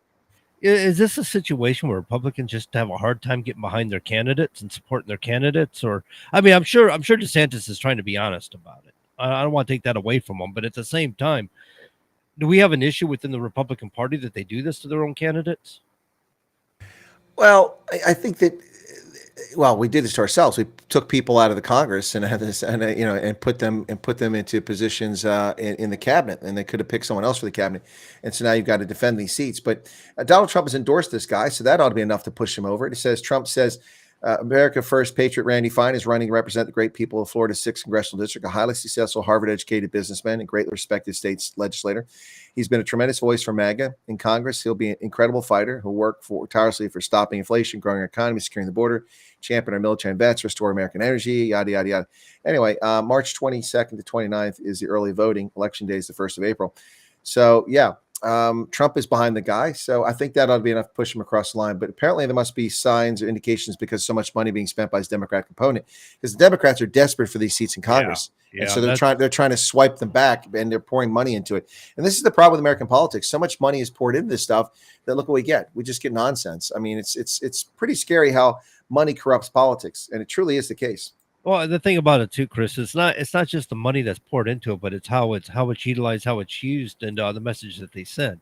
And this fear mongering is overwhelming for a lot of Americans. They're really just out of touch with their own feelings on these things. You know, and they keep saying, "Well, look at the politically right. They're taking away all your Social Security. They're taking away your Medicaid. Look at Doge is doing this to you." And it's so now you know these people start getting scared. They go, "Well, we can't have this. I gotta have these things. I gotta live off these things." It's not happening to them. The politically right isn't doing this to them, but because of the fear mongering, they will vote left and try to protect their own interests, and it gets sickening because it's all lies. Well, agreed 100%. I couldn't possibly argue with you on that point. Yeah. Yeah, it's like, man, I'll tell you. Hey, listen, did you hear that Donald Trump is considering a compensation fund for those illegitimately convicted under the January 6th witch trials? No, I did not. But I think some of those people, the way they were treated in prison, I'm surprised they are not filing lawsuits for the treatment they received. No, I the think stories they should, I've heard are unreal. Oh, especially the racist nonsense happening in the DC jail. These people never should have been in a DC jail. It's unbelievable. Of course, not everybody's going to make it. Some people committed suicide, and their lives are over because of this nonsense. And then you got people like Jasmine Crockett, who's over there evaluating everything about the criminals of J6, and she keeps doing this. I guess she's got a legal right; she can do it. She can say what she wants to, but you'd think she'd at least stick with some honesty if she's going to do it. Have some integrity about it. Well, integrity, that's not exactly something that's in high demand in Washington, D.C. It's not within their vocabulary. Yeah, I don't think it is. I don't think they get it. So, yeah, this is fascinating to see that the Trump administration is considering doing compensation for people. I mean, objective people, look, I have issues with behavior of people on January 6th. I covered the events live. I was there. The break-in of the Capitol building didn't occur. The bum rush of the Capitol steps occurred after I departed because it was cold and I'd covered the event and it was time to go. I wanted to get home before it got dark, so I left at about 2:25 before these events happened. And I have real issues with people who broke windows and broke into the building, and also people pushed their way in. And I don't feel bad. I feel that some people are pretty stupid to think they can simply walk into a federal building because the door's open. So look, but that's trespassing. That's a misdemeanor. But the way these people were hauled before the courts, their lives were destroyed. They were imprisoned unjustly, treating them as if they were actually insurrectionists, while real insurrectionists ran unchallenged and undetected and unpunished for January or for 2020. The insurrection taking place in Portland, Seattle, Washington, Atlanta, Boston, New York, DC, Chicago, of people who threw Molotov cocktails, murdered Trump supporters in the streets, shooting black Trump supporter in the head because it was wearing a Trump hat in Milwaukee. These people walk free. They walk the streets to this day, many of them, and have never been charged with serious. You want to talk about an insurrection. Chaz, the Capitol Hill Autonomous Zone. Well, it's the time we start talking about that. Round those people up. They actually declared their own country. They said that they weren't subject to the laws of the United States in Seattle, and the authorities let them get away with it. And it's even worse because it wasn't just the authority of the state of Washington or the city of Seattle, but they occupied a federal courthouse, and Trump didn't send troops in to get them out of there or to send federal marshals in. These people were actual insurrectionists. The idiots who walked in the Capitol building on January 6th were stupid. Those who broke in are criminals and should be punished. But the lives of all these people being destroyed by a vindictive witch hunt for a false narrative by corrupt Democratic members of Congress and Liz Cheney and Adam Kinzinger. By the way, I'd like to hear the update on what's going on with Trump declaring those pardons null and void. You notice how that's gone very quiet, and the Democrats, John, have said nothing about it. They're not screaming about Donald. Who is he? He can't override presidential pardons. I think they know that they're on shaky ground because Joe Biden's auto pen negated the value of those pardons. And guess what? Oh, I'm waiting in the next 3 or 4 months to see if we see grand juries impaneled and we see bench warrants issued for Adam Kinzinger and also for Liz Cheney and other members of that committee. Not to mention all the other people who got fake pardons. That's the one. No one's talking about that. You notice it? No, not one news story. When they go quiet about a news story, John, that usually means there's something there. Yeah, they don't have a leg to stand on. They know it, so they're being quiet about it, hoping it'll just blow over. Absolutely. Now, going back to the J6 thing, too, one of the things about J6 is it was a setup. And I think I remember, if I could be as bold as to say, you called me on the phone on your way home and told me you saw false flags. I did see false flag. Now, I never made the claim that the whole thing was a setup, but what I said, it was, I guess you could call it a setup. I didn't call it a setup. I called it was intentional negligence is what I said. And I still believe that to this day because Bow Wow Bowser, refused National Guard troops. And then she made a big show of calling out her National Guard, but she called out 100 guardsmen. She had 3,800 DC guardsmen at her disposal. By the way, it's not like Texas where the guardsmen have to come from all over the state to assemble. It's DC. It takes 15 minutes from one end of the city to the other to assemble a National Guard platoon. It doesn't take long. She called 100 out, but her argument, she did it for show. She said, well, these MAGA supporters are beating people in the streets, when in fact it was Black Lives Matter terrorists who beat tourists up on Pennsylvania Avenue who happened to be white. They weren't even Trump supporters. They're walking down the street and they started beating them up. And that's her excuse for calling out the National Guard a couple nights before this happened. And so she refused the National Guard and she refused to adequately protect the city. All they did was block the roads so people couldn't get into the Capitol to the mall. But other than that, they did virtually nothing. There were no real barriers. There were no Jersey barriers set up. There was no wire. There's no razor wire, no fences. There was just a modicum of defense. The cops that were there were wearing styrofoam bicycle helmets and no firearms, just, mace and nightsticks. I mean, what kind of defensive system is that? And who gives out 2 permits? One for the north side or for the east side, one for the west side of the Capitol building. You don't do that when 500,000 people are going to show up. And that's something I also never talk about. There were at least 500,000 people on the mall that day watching this, almost all of them peaceful, who never even went near the steps and just had their flags and peaceful demonstrators. This from that standpoint, yeah, if you want to call it a setup, I suppose you could say that, but it was willful negligence, and the people responsible for it. The term setup, that was definitely me. I was saying setup. I wasn't putting that in your mouth. I didn't mean that. That's okay. I'm just saying that I called it willful negligence. It was intentional that they didn't want security. Nancy Pelosi has never been called on the carpet. She should have been expelled from Congress for the failure to defend the Capitol that building. The sergeant at arms and the security for the Congress fall to the Speaker of the House of Representatives. That's who's responsible for it. She failed intentionally because they wanted an incident. And they got the incident they wanted, and they thought they could use it to get rid of Trump. Well, guess what? Trump's president, and you're all crying in your beers.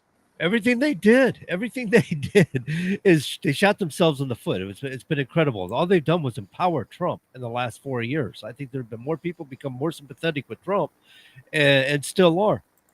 Trump does some things, and when he was talking about entertaining the thought about accepting the Commonwealth, I'm like, I'm blowing a gasket over here. I'm going, did my president just say that? Did I hear him say that? That's nonsense. But at the same time, I'm giving him a pass on it because everything he's gone through. Everything that, I didn't like hearing that, but everything he's gone through, I'm just so, and he didn't get on it. He didn't harp on it like, oh, we're going to do this or something. He just kind of like entertained it for a moment. So, but it's hard to get mad at the guy because of all the things he's gone through. It's hard not to be sympathetic with him and be accepting of his harshness at sometimes. Well, when people are illegitimately targeted and they're made out to be a victim, it makes it easy to be sympathetic towards them. So even people who didn't like Trump are sympathetic towards him.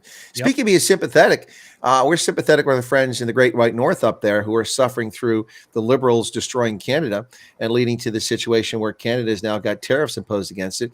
Unfortunately for Canadians, the Conservatives were in the ascendancy. They had a 25-point lead just a few months ago, and we're going to be clear winners. But now with Trudeau, the incredibly unpopular Prime Minister gone, they've got this new guy in there, and it's going to be tough. It's going to be tough for the Canadian Conservatives to win, and that's unfortunate because if Canadian Conservatives were to win, I tell you the tariffs would disappear overnight on Canada, and we'd be back on solid footing with Canada. And that's unfortunate. The Canadians are going to shoot themselves in the foot just because they don't like Donald Trump, and that's just stupid. And I feel bad for Canadians. No, Mark Carney was predicted to take over Canada, take over where Trudeau leaves off. He's a leftist. He's a globalist leftist, and a lot of Canadians didn't want him because of this reason. They knew they're going to get screwed. Well, listen, Canada, if you're listening, vote for your Conservatives and pull there. Go get that guy in office and watch Canada and the U.S. get right back on solid footing, and all this nonsense will end overnight because they'll work together to resolve the issues. I mean, do you honestly think it's fair for you to put 250% duty on our dairy products when you're right across the border? Why is it 250%? That's not legitimate. You think it's okay to have protectionist measures for your dairy industry and we can't protect our industry? I don't think that's fair. Never mind the fact that Canada's industry is so strong because we've exported all of it to Ontario so that we get lower taxes, because Canadian federal taxes are only 12% and Ontario taxes make it only 17%, whereas federal corporate taxes are 21% in the United States. We're still paying more, plus state taxes means that people producing cars in Michigan are paying 10% more tax for every car that the corporation makes profit on than if they make them in Ontario. So no wonder we shipped all our Chrysler and our General Motors production over to Ontario. And I don't think that's fair, but that's just me. No, it's not fair. It creates like we said, the purpose of tariffs is because it creates an imbalance in trade, and it's not advantageous to the United States when we do that, when we allow it to happen. The left, our political left, seems to love it. All the political left really does love it. But you know what? Those people are useless. All they've done is destroy America and lead us down a path of ruination. We're coming back from that, and hopefully we'll get back quicker. I'd love to see these tariffs disappear, or at least be reduced to a reciprocal level, and that would make things a lot better. We don't need a trade war. We're not as dependent on trade as other countries are. The Germans are wholly dependent on over half their economy is from trade. Ours is less than a third. So we're dependent on it, but we're not overly dependent on it. We could be self-sufficient in so many areas, but we've allowed key sectors of our economy to be exported, like chip manufacturing. We do produce chips here. We produce some of the best chips in the world, but we've allowed too much of our critical chip industry to be overseas and many other parts. Our shipbuilding industry is completely eviscerated. There's no shipbuilding. New England used to be the shipbuilding capital of the world. We don't even make ships here anymore. I think Groton might still make submarines, but that's about it. I haven't delivered in a long time to was it Kittery, Maine?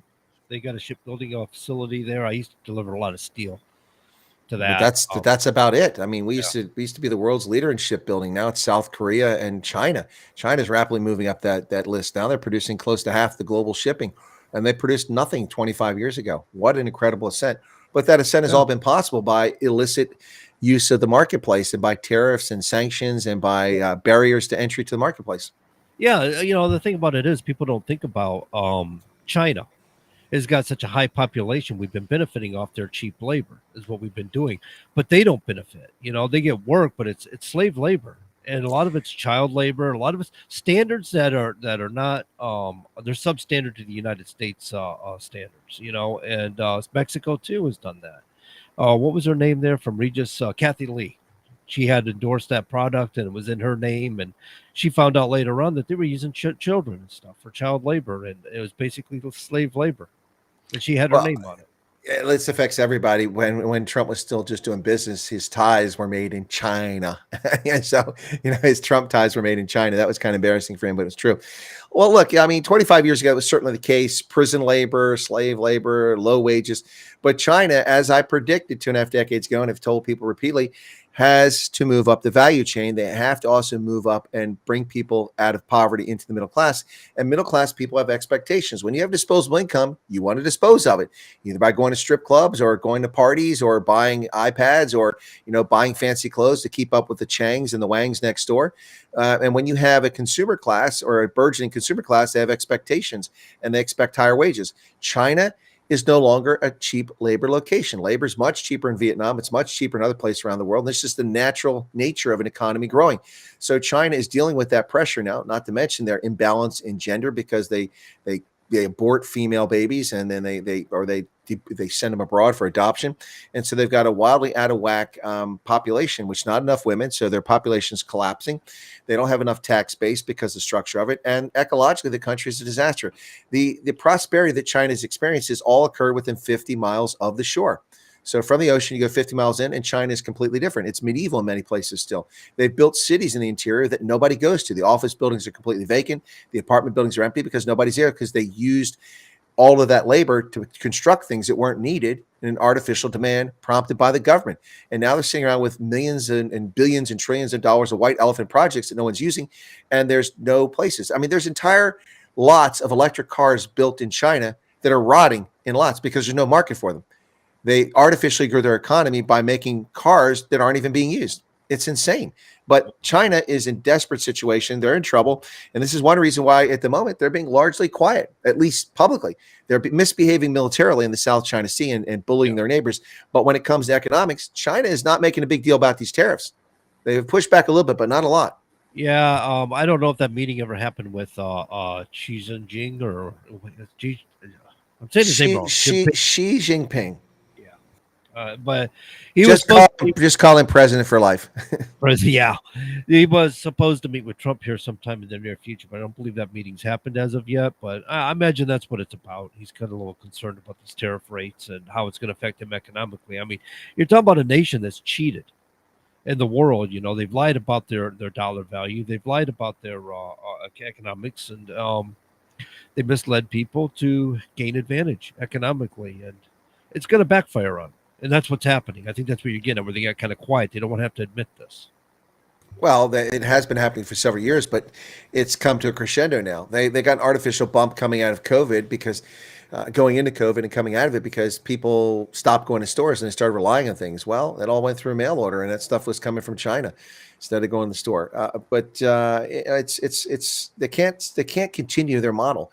Their totalitarian fascist state does not promote free exchange of ideas, does not promote entrepreneurialism, it promotes patronage, it promotes corruption.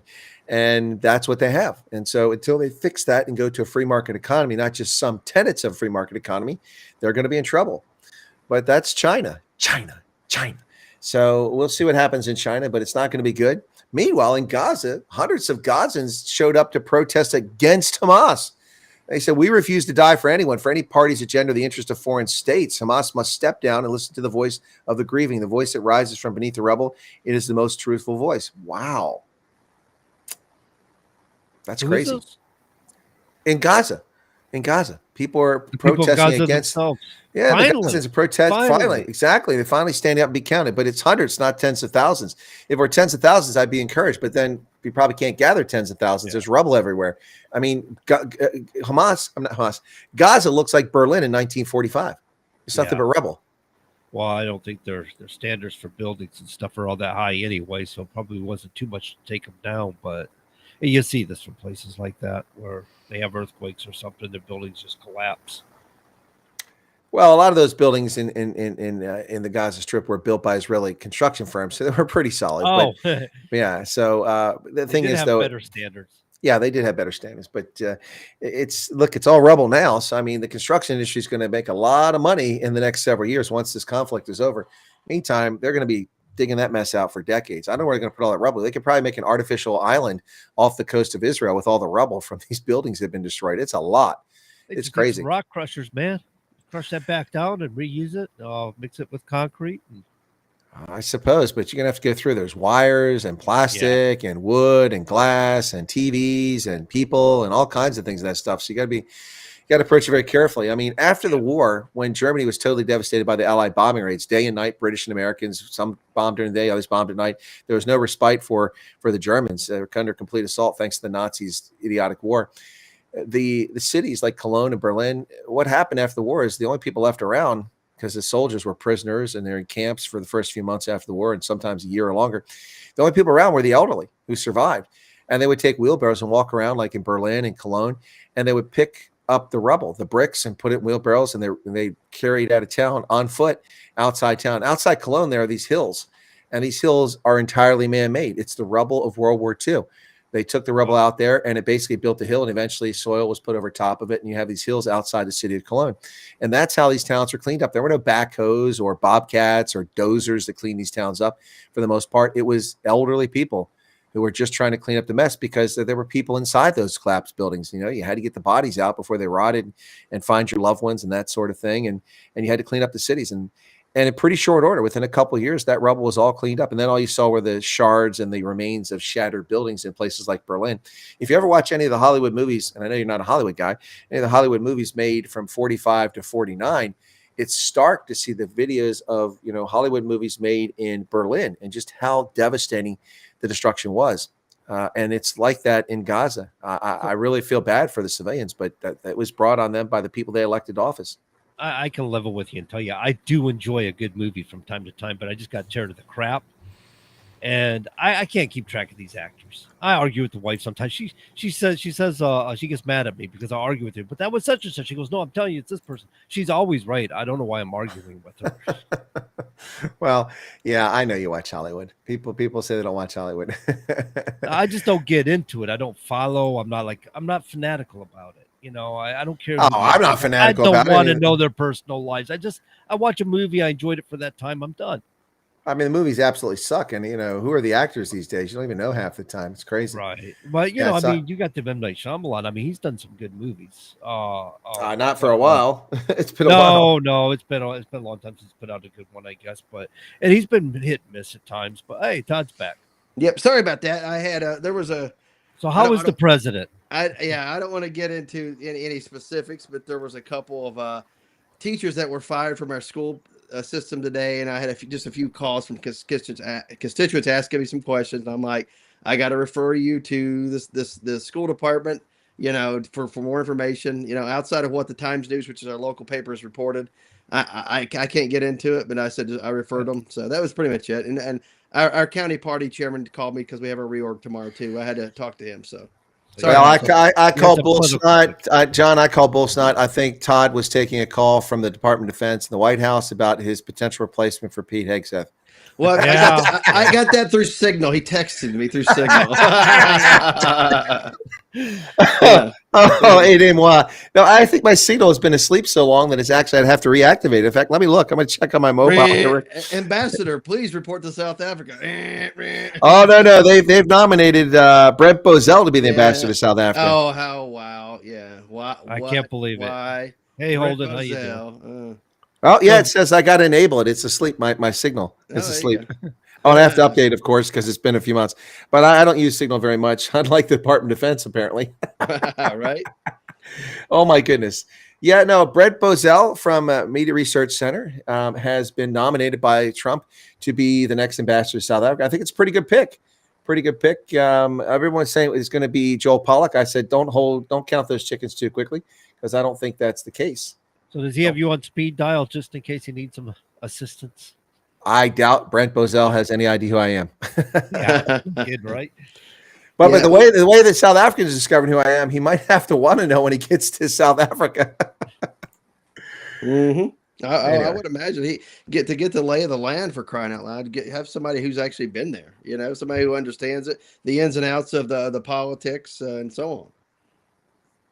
Well, did you see what's happening in Alaska, where Native Americans are excited that the Trump administration has lifted the ban on drilling? They're pretty excited, the revenue coming in. Right, that's good. I can imagine. It's cautious optimism, says Nagruk Hartcharek, president of the Voice of the Arctic Inupiat. That's a nonprofit organization, represents 21 different Native American corporations, communities in Alaska. We feel like we're going to be able to get some things done with a more favorable administration. We're also being very careful about it because we don't want to threaten our cultural base and lifestyle that we rely on every day. So drilling activity is again open for development in the National Petroleum Reserve in Alaska and the Arctic Wildlife National Refuge, ANWR, coastal plain, after the Biden administration's move to block them in 2023. Now it's back on the table. Native Alaskans are excited about the possibility of actually making some money from their natural resources. I think it's pretty cool. Good to hear for Alaska. Absolutely. Yep. And of course, Brent Bozell, like you talked about, he's from the Buckley and Bozell family of media, of conservative media. The William F. Buckley Jr. being his uncle. Indeed, that is who his uncle is.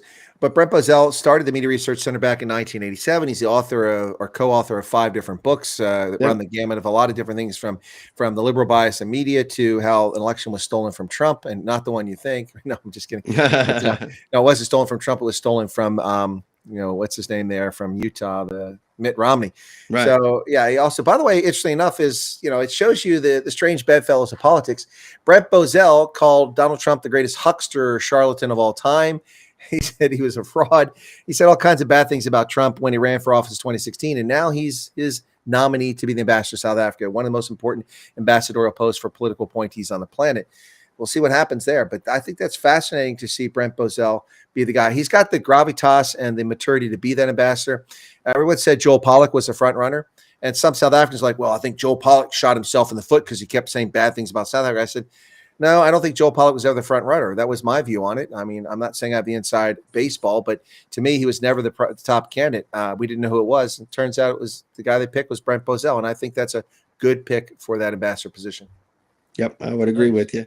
So Holden has a question for you there, Todd, about the Virginia flag there. No, there's no I think he's misunderstanding your flag. Tennessee flag. Tennessee. Yeah. So the Tri-Stars represent the 3 grand divisions of Tennessee, East, Middle, and West, which our Constitution is kind of based around that. So that way, one part of the state doesn't have any more control than any other part of the state, especially when it comes to our Supreme Court and in the way things are apportioned into state government. So it's kind of good to have that. Nice. There you go. There you go. Yeah. And for those who don't know, Tennessee is the volunteer state. Yeah, Absolutely. I don't know if he had a specific question. He didn't put it in yet. Oh, but well, I Virginia saw that. flag has, I don't know exactly what is on their coat of arms, but it says Sic Semper Tyrannis, which means thus always the tyrants, right? John Wilkes Booth made that famous when he jumped off the stage there, or jumped onto the stage at Ford's Theater. Sic Semper Tyrannis. Oh, Ford's. I thought you said something else. Yeah, Ford's Theater. I'm like, what did he say? It sounded like something completely different. Just didn't come through right. It did, didn't it, John? It sounded like something very different. He did say Ford's Theater, but my brain didn't process that as Ford's Theater. I heard something very different. Like I thought I heard something, like Forts or something. I heard Fort Cedar is what I heard. Yeah. Fort Cedar. Right, good deal. Like, where is Fort Cedar, dude? It was at Ford's Theater in DC. I've been there. Yeah. No, but that's always the tyrants. Yeah. Hey, speaking of which, guys, I don't know if I mentioned this. So my neighbor, 86-year-old gentleman, I don't think I mentioned this. Like, if I did, my apologies, but I don't think all the audience heard this. After not John Wilkes Booth, you got me on John Wilkes Booth now. After Lee Harvey Oswald assassinated Kennedy with that Italian rifle from the Italian military surplus that he purchased from Klein Sporting Goods in Chicago by mail order, had it shipped to a post office box. My neighbor bought the exact same rifle from Klein Sporting Goods mail order, the exact same way. Wow. In 1963. Holy. He has that rifle to this day in mint condition. They've actually test fired it. He got it. Now, Wilkes Booth got Oswald. Wow. Oswald. Oh my goodness, Oswald. Boy, that got stuck in my head now. Wrong century. Well, that's definitely the wrong century. Well, then now we're in the third century. We're talking about the 19th, the 20th, the 21st century. Now we're in the 21st. Right. So Lee Harvey Oswald bought that for 1999 or 1995. It came with a scope and with the strap. Well, my friend bought the rifle for 1995 mail order. They didn't have a scope, so he got it without the scope, and he didn't get the strap on it because they didn't have one. So what it was is these were excess Italian rifles in the Second World War, and they dumped them in America through gun dealers, and they wholesalers shipped them all over to sporting goods, and they were kind of like walk-in merchandise. Here's a rifle, really cheap. Now go buy something else, to get you in the door. Well, they sent them through mail order. The thing is that Lee Harvey Oswald bought a short rifle one, not a long rifle. And there were only 2 years they made the short rifle. And my friend got the short rifle as well. So it's the exact same rifle. Now, they're different lot numbers. The numbers are way apart. But anyway, so I did a video, and I got to edit that and get that thing loaded up. I interviewed him. We talked about it. And he said the interesting thing about that rifle is that the debate is about how did Lee Harvey Oswald pull this off, because he missed with the first shot. It bounced off the road there or missed Kennedy. And then he fired, 3 rounds in succession, 11.84 seconds or something like that. Yeah. And with the optical sight on there, when you fire that, it's a bolt action. So you've got to pull the bolt back and pull the cartridge out and chamber the next round. Doing that, without moving the rifle 3 times in a row and striking someone like that is pretty impressive. But if you have to acquire the sight picture in that scope because it jerks, you got recoil, you simply can't do that.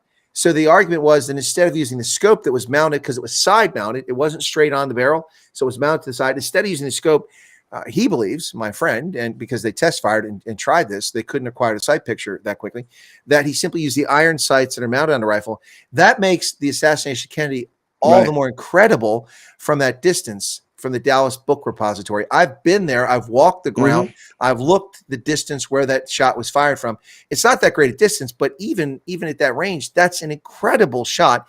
And of course, look, I'm not a conspiracy theorist. I'm not trying to start a conspiracy here, but the records that the CIA had of what the Soviets said about him when he's working for the Soviets and the Soviet Union, and he went to range, he was a terrible shot. So unless he practiced a lot, make him a better shot. That's an absolutely incredible 11 seconds, bolt action, 3 times, acquiring the target, shooting the target, and the one that went through the back of his shoulder and came out through the front of his, through his throat. That one there, which the autopsy didn't even realize he'd been shot through the throat because they did a tracheotomy because he was choking on the blood. Right. And so then they realized that the bullet actually came out there after they treated him. But 3 shots and a slumped over figure. This is unbelievably lucky, wouldn't you say? Yeah, absolutely. Yeah, but he was fairly well trained in the Marines, and of course, Elm Street, the way it's angled from the book depository, you have a good silhouette on the target as it was going away from him, and the driver did take that stutter step, if you will, for lack of a better word, stop for a second to turn and see what was going on before he pressed the gas. So that helped out the Oswald for sure. But it's definitely a very short distance because it's a circle. Right. You Yeah. come around, and it's a very short, and he hit him just before they would have turned right to go away, and been out of the picture. Underneath So the bridge, yeah. it had to be underneath that overpass. Unbelievably short window to pull that off, and he did. Yep. And my issue with Oswald is, what was his motivation? Well, that's always a question. When you have a crime, you've got to look at why are people doing it? I mean, you've got to have the evidence, but there's always got to be a motive. What was his motive? I don't know what his motive was. Right. Yeah, there's no motive. I mean, he was a communist. That's all we know. That, yeah, and everything that he was involved in. Plus, he was just a loser of a figure. All searching for some identity. I think he was probably doing. He thought this would be something that makes him. I don't know. He was an unhinged figure anyway. So I mean, to say what was going on in his mind, who knows? Honestly. Yeah, I always, I understand Chris saying conspiracy theories are hard because you can't prove them, and so obviously it wouldn't be theories if you could prove them. But right, it's just hard to believe he did this. It's just. The ones that are rational, I can give some credence to, but the ones where people say, "Oh, the driver turned around and shot him with a special gun," I'm like, no way in heck that ever happened. But people still run with that. That's not a plausible conspiracy theory. Sorry. That driver did not get in that seat because he was going to do something like that. No, did not happen. That's so stupid. There was a lot of people, very solemn day that day. They were, people around Kennedy when it happened. They were, you see images after it happened, and these people were just, people. There was a lot on their shoulders. They were weighed down with that. They're just like unbelievable. People look into the conspiracy theory with the umbrella guy, right? The umbrella man, which he was just basically protesting his dad, right? Joe Kennedy from way back in the day. So this had nothing to do with signaling anybody, but that's part of the conspiracy as well. He signaled somebody. Come on. I gotta tell you, man, Johnson's not a very looked upon person in history at that time. Not a good guy at all. Lyndon Johnson. He's getting ready to get sworn in, and he's got a big old grin on his face. He's looking over here. I remember Senator's name he's looking at, but there was an exchange of I don't know. It's kind of you wonder. You have to really wonder about this. And I'm looking at this image, and as he's smiling, you see these guys around him, and they're studying Johnson. They're looking at him almost like an image, the old Kodak ad, a picture says 1,000 words. Right. And you're reading this, looking at this, going, man, I really kind of wonder because Johnson, to me, I think he was kind of shady. No, of course he was shady. Come on. They don't call him landslide Lennon for nothing, right? Yeah, right. So I don't know, man. I just go into this conspiracy thing. I don't think it was Oswald so much as something else was going on behind the scenes. And somebody else wanted power, and he had motivation to have that power. I mean, Kennedy did want to pull out, if I'm not mistaken, he wanted to pull out of Vietnam, did he not? I don't know about that. He's the one that ramped us up in Vietnam. He took Eisenhower's mission and shot it up to 15,000 advisors very early, which weren't really advisors. They were involved in combat operations. And he poured us into it. Johnson just made it worse. But look, I mean, I'm not a conspiracy theory person. All of us were born after this assassination took place. So, I mean, I'm the closest to it. But none of us were thoughts in our daddy's twinkle in his eye there when this happened. But if it ever happened, my thought was always that if there was conspiracy, it was Johnson.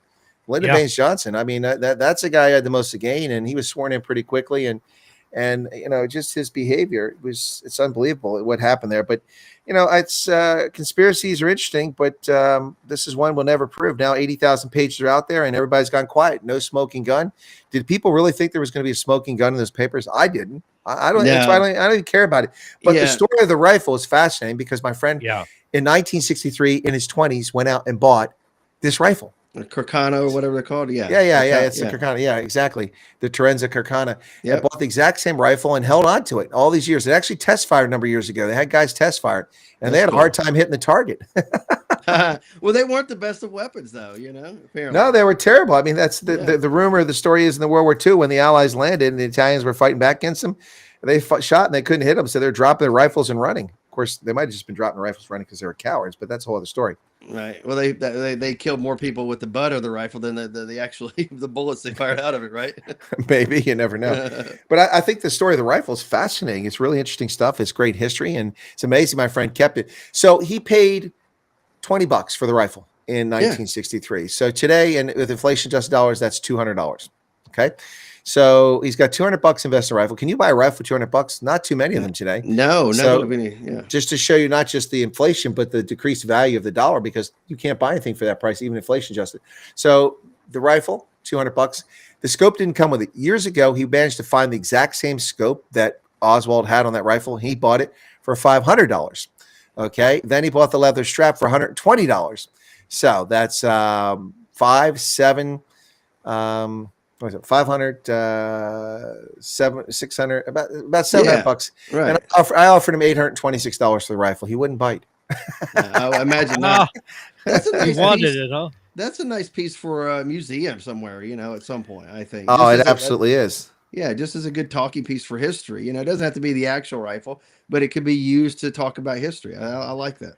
Well, but that's a rifle that's probably worth $15,000 or $25,000. Yeah. Oh, I can imagine, just because of what it is and the historical significance of that type of rifle. And the condition it's in, and the fact that when it was bought. Unfortunately, he threw the receipt out years ago. Otherwise, he would still have the receipt. So he can have proof of I bought it at the same place he did in the same year. Oh man. Yeah, but still, it's amazing. Now, Klein Sporting Goods went out of business about 10 or 15 years ago. Unfortunately, otherwise maybe they would have had records dating back to '63.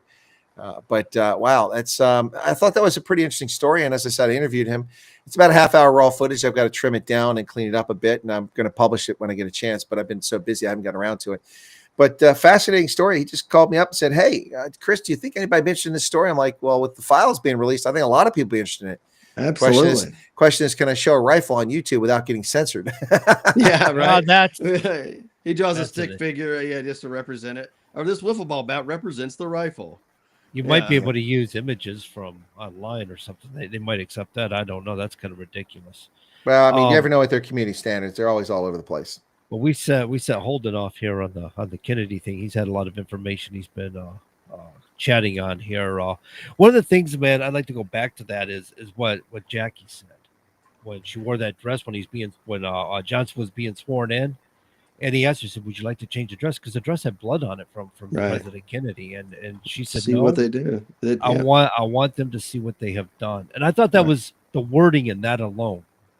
Who was them? I mean, who were they? The people standing in front of her, or well, whoever's responsible, I'm sure. I mean, it's. But she said them. She didn't. Oswald was one. So, but people say they just as generic anyway. Yeah, they, I don't they- think I there's don't know. anything in that. The choice of wording, it was just, to me, it said something. But Well, maybe I'm just favoring the conspiracy. I don't Sure. know. Yeah. Well, it says something after the fact. Once you think there's a conspiracy, then it's like, oh, that means something. But if nobody ever came up with a conspiracy theory, that would never have been thought of to ever talk about. But she was close to John Kennedy and obviously his wife, and she's more in the know. So it just kind of like adds fuel to the fire for me. Well, what's interesting about this is that Hinckley's assassination attempt on Reagan is even more bizarre than the Kennedy assassination, because he watched Taxi Driver and he was in love with Jodie Foster, a lesbian. Dude. She rejected him. Yeah. But nobody knew she was a lesbian in that day, right? True. But the point is that, I mean, that's an even more bizarre storyline than Oswald. At least Oswald had an affinity for the Soviet Union, lived in the Soviet Union. There's plausible reasons why he might have had a motive, but but Hinckley's motive, and nobody questions that. That's not. There's no conspiracy theories about Hinckley or Squiggy from the Manson clan trying to kill Ford. Well, they're just cuckoo crazy. Yeah. I mean, you can't stop that. Well, Ford almost got assassinated twice within the same week. Yeah, exactly. I mean, that was they one more San time. Francisco, and then once in Sacramento, right? I think it was. They were after him, but this Squiggy the freaking Charlie Manson's cuckoo for Cocoa Puffs crowd.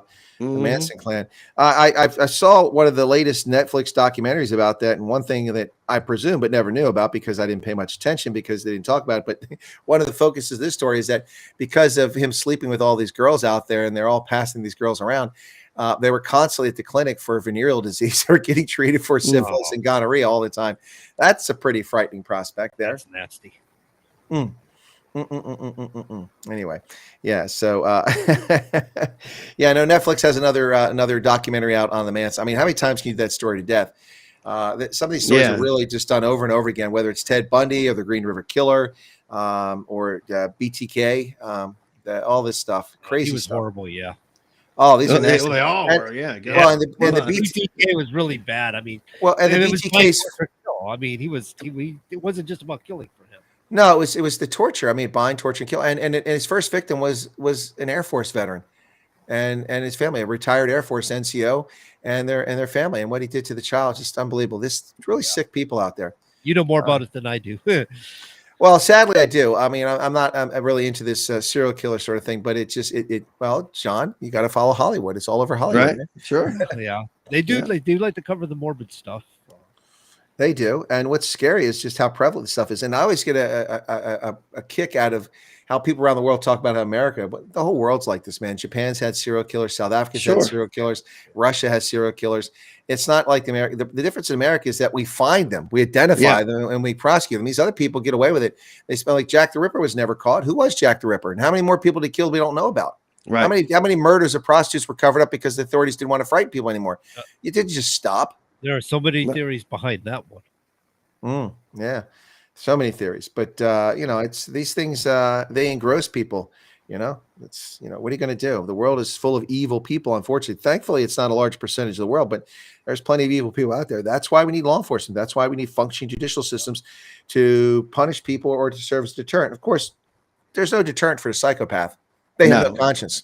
That's why they can pass polygraphs with no trouble, because they have no compunction about lying. They have compunction about distorting and misleading, and so they just do it. The type of people convince themselves to believe their own lies. I think it's measured somewhat 1% of the world's population is psychopaths. That's a lot of people out of 8 billion people. When you think. Well, there are people that have certain things with their personality that that are shared with, say, serial killers or whatever. But normal people don't act on those traits or those thoughts or impulses.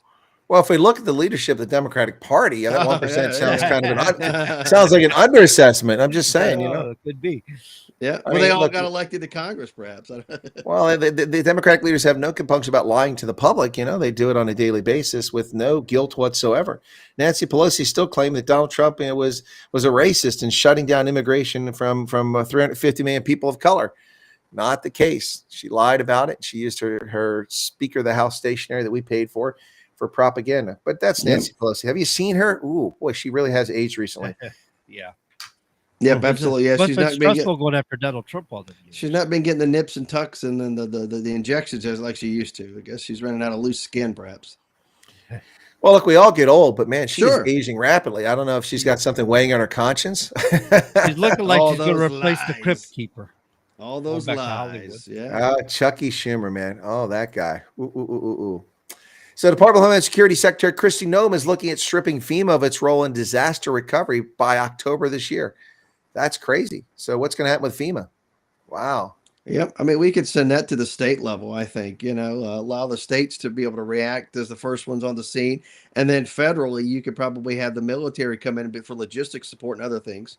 There's ways to work this, I think. They just had a committee hearing on FEMA and reorganization of FEMA and stuff like that. Unfortunately, it was putting me to sleep while I'm driving down the road. So I went over and started listening to Rail on Cash Patel and Gabbard and I forget his name here. It'll come to me in a minute. Well, strangely enough, this is a bipartisan effort to save FEMA. It's by Moskowitz and Byron Donalds, both of Florida. That's a Trump acolyte. They want to save FEMA. They want to have they're introducing a bill this week to make FEMA an independent cabinet level agency, not part of the Department of Homeland Security. I think that's a bold step, and I think it's unnecessary. I think it should be under the Department of Homeland Security, but it does need to be reformed. I wouldn't eliminate it, but I would certainly clean it up. And if they're looking for a director, I'm free. Yeah, I think I don't know what was going on with FEMA, but it seems to me they've really gone off the rails. I mean, this stuff we saw here in northwestern North Carolina. Okay, so let's be clear about this. Hurricane Katrina, FEMA's response was not the disaster it was made out to be. The unwillingness of Democratic Mayor Ray Nagin and the government of Louisiana to cooperate with federal authorities and blocking them from assisting caused that chaos and caused that carnage. FEMA had only so much power. I think this is a situation in which the president should have federalized the Louisiana National Guard. He should have federalized institutions. He should have just gone in and done what needed to be done. And Bush made a mistake there. But they tried to say it was because it's black people and nothing to do with black people. It's ridiculous. Now, I will say, by the same token, it's going to sound a little hypocritical, but it's a statement, I believe, a fact, is that the Biden administration intentionally ignored North Carolina, West North Carolina, because the overwhelming majority of people who live there were conservative, white residents who were affected by this. And they were hoping that that would help seal North Carolina for the Democrats by ignoring it, because they wouldn't be able to vote. But most of those people managed to vote one way or another, and it kind of shot that. But months later, these people are still living in tents. What's going on there? FEMA tents. Sad. Sad. But people forget. The locals picked it up because FEMA wasn't doing anything at the beginning. I mean, we're talking about weeks. Oh, exactly. They're still trying to get things set up. It's like the locals were the ones carrying the weight. But people also misunderstand the role of FEMA. As FEMA expanded to do things it's not supposed, they're not supposed to provide tents, not supposed to provide resources. They're supposed to be a coordination center to coordinate the relief efforts from the top. That's what they're supposed to. But now they're giving loans and they're bringing tents and they're bringing water in. That should be the North Carolina National Guard. That should be the State Emergency Management Agency of North Carolina. And the federal government should be bringing the resources. Okay, we need grants down here from the federal government. All right, we'll facilitate that. We talk to the White House. We can talk to them directly. The money's coming. That sort of thing. Or, talking to the Department of Defense, we need C-17s down here to bring pallet loads of MREs down that are bringing, that sort of thing. Yep. That's what FEMA is supposed to do. The role of FEMA is greatly misunderstood by people in this country, and that's why people think it's a failure. Yep. It's not. It needs to be cleaned up, and it needs better strategic communicators. And that's going to do it for this week, folks. We'll catch you next week right here on the Common Sense Conservatives. Thanks for tuning in. Wow, that came in loud. Cheers, everybody.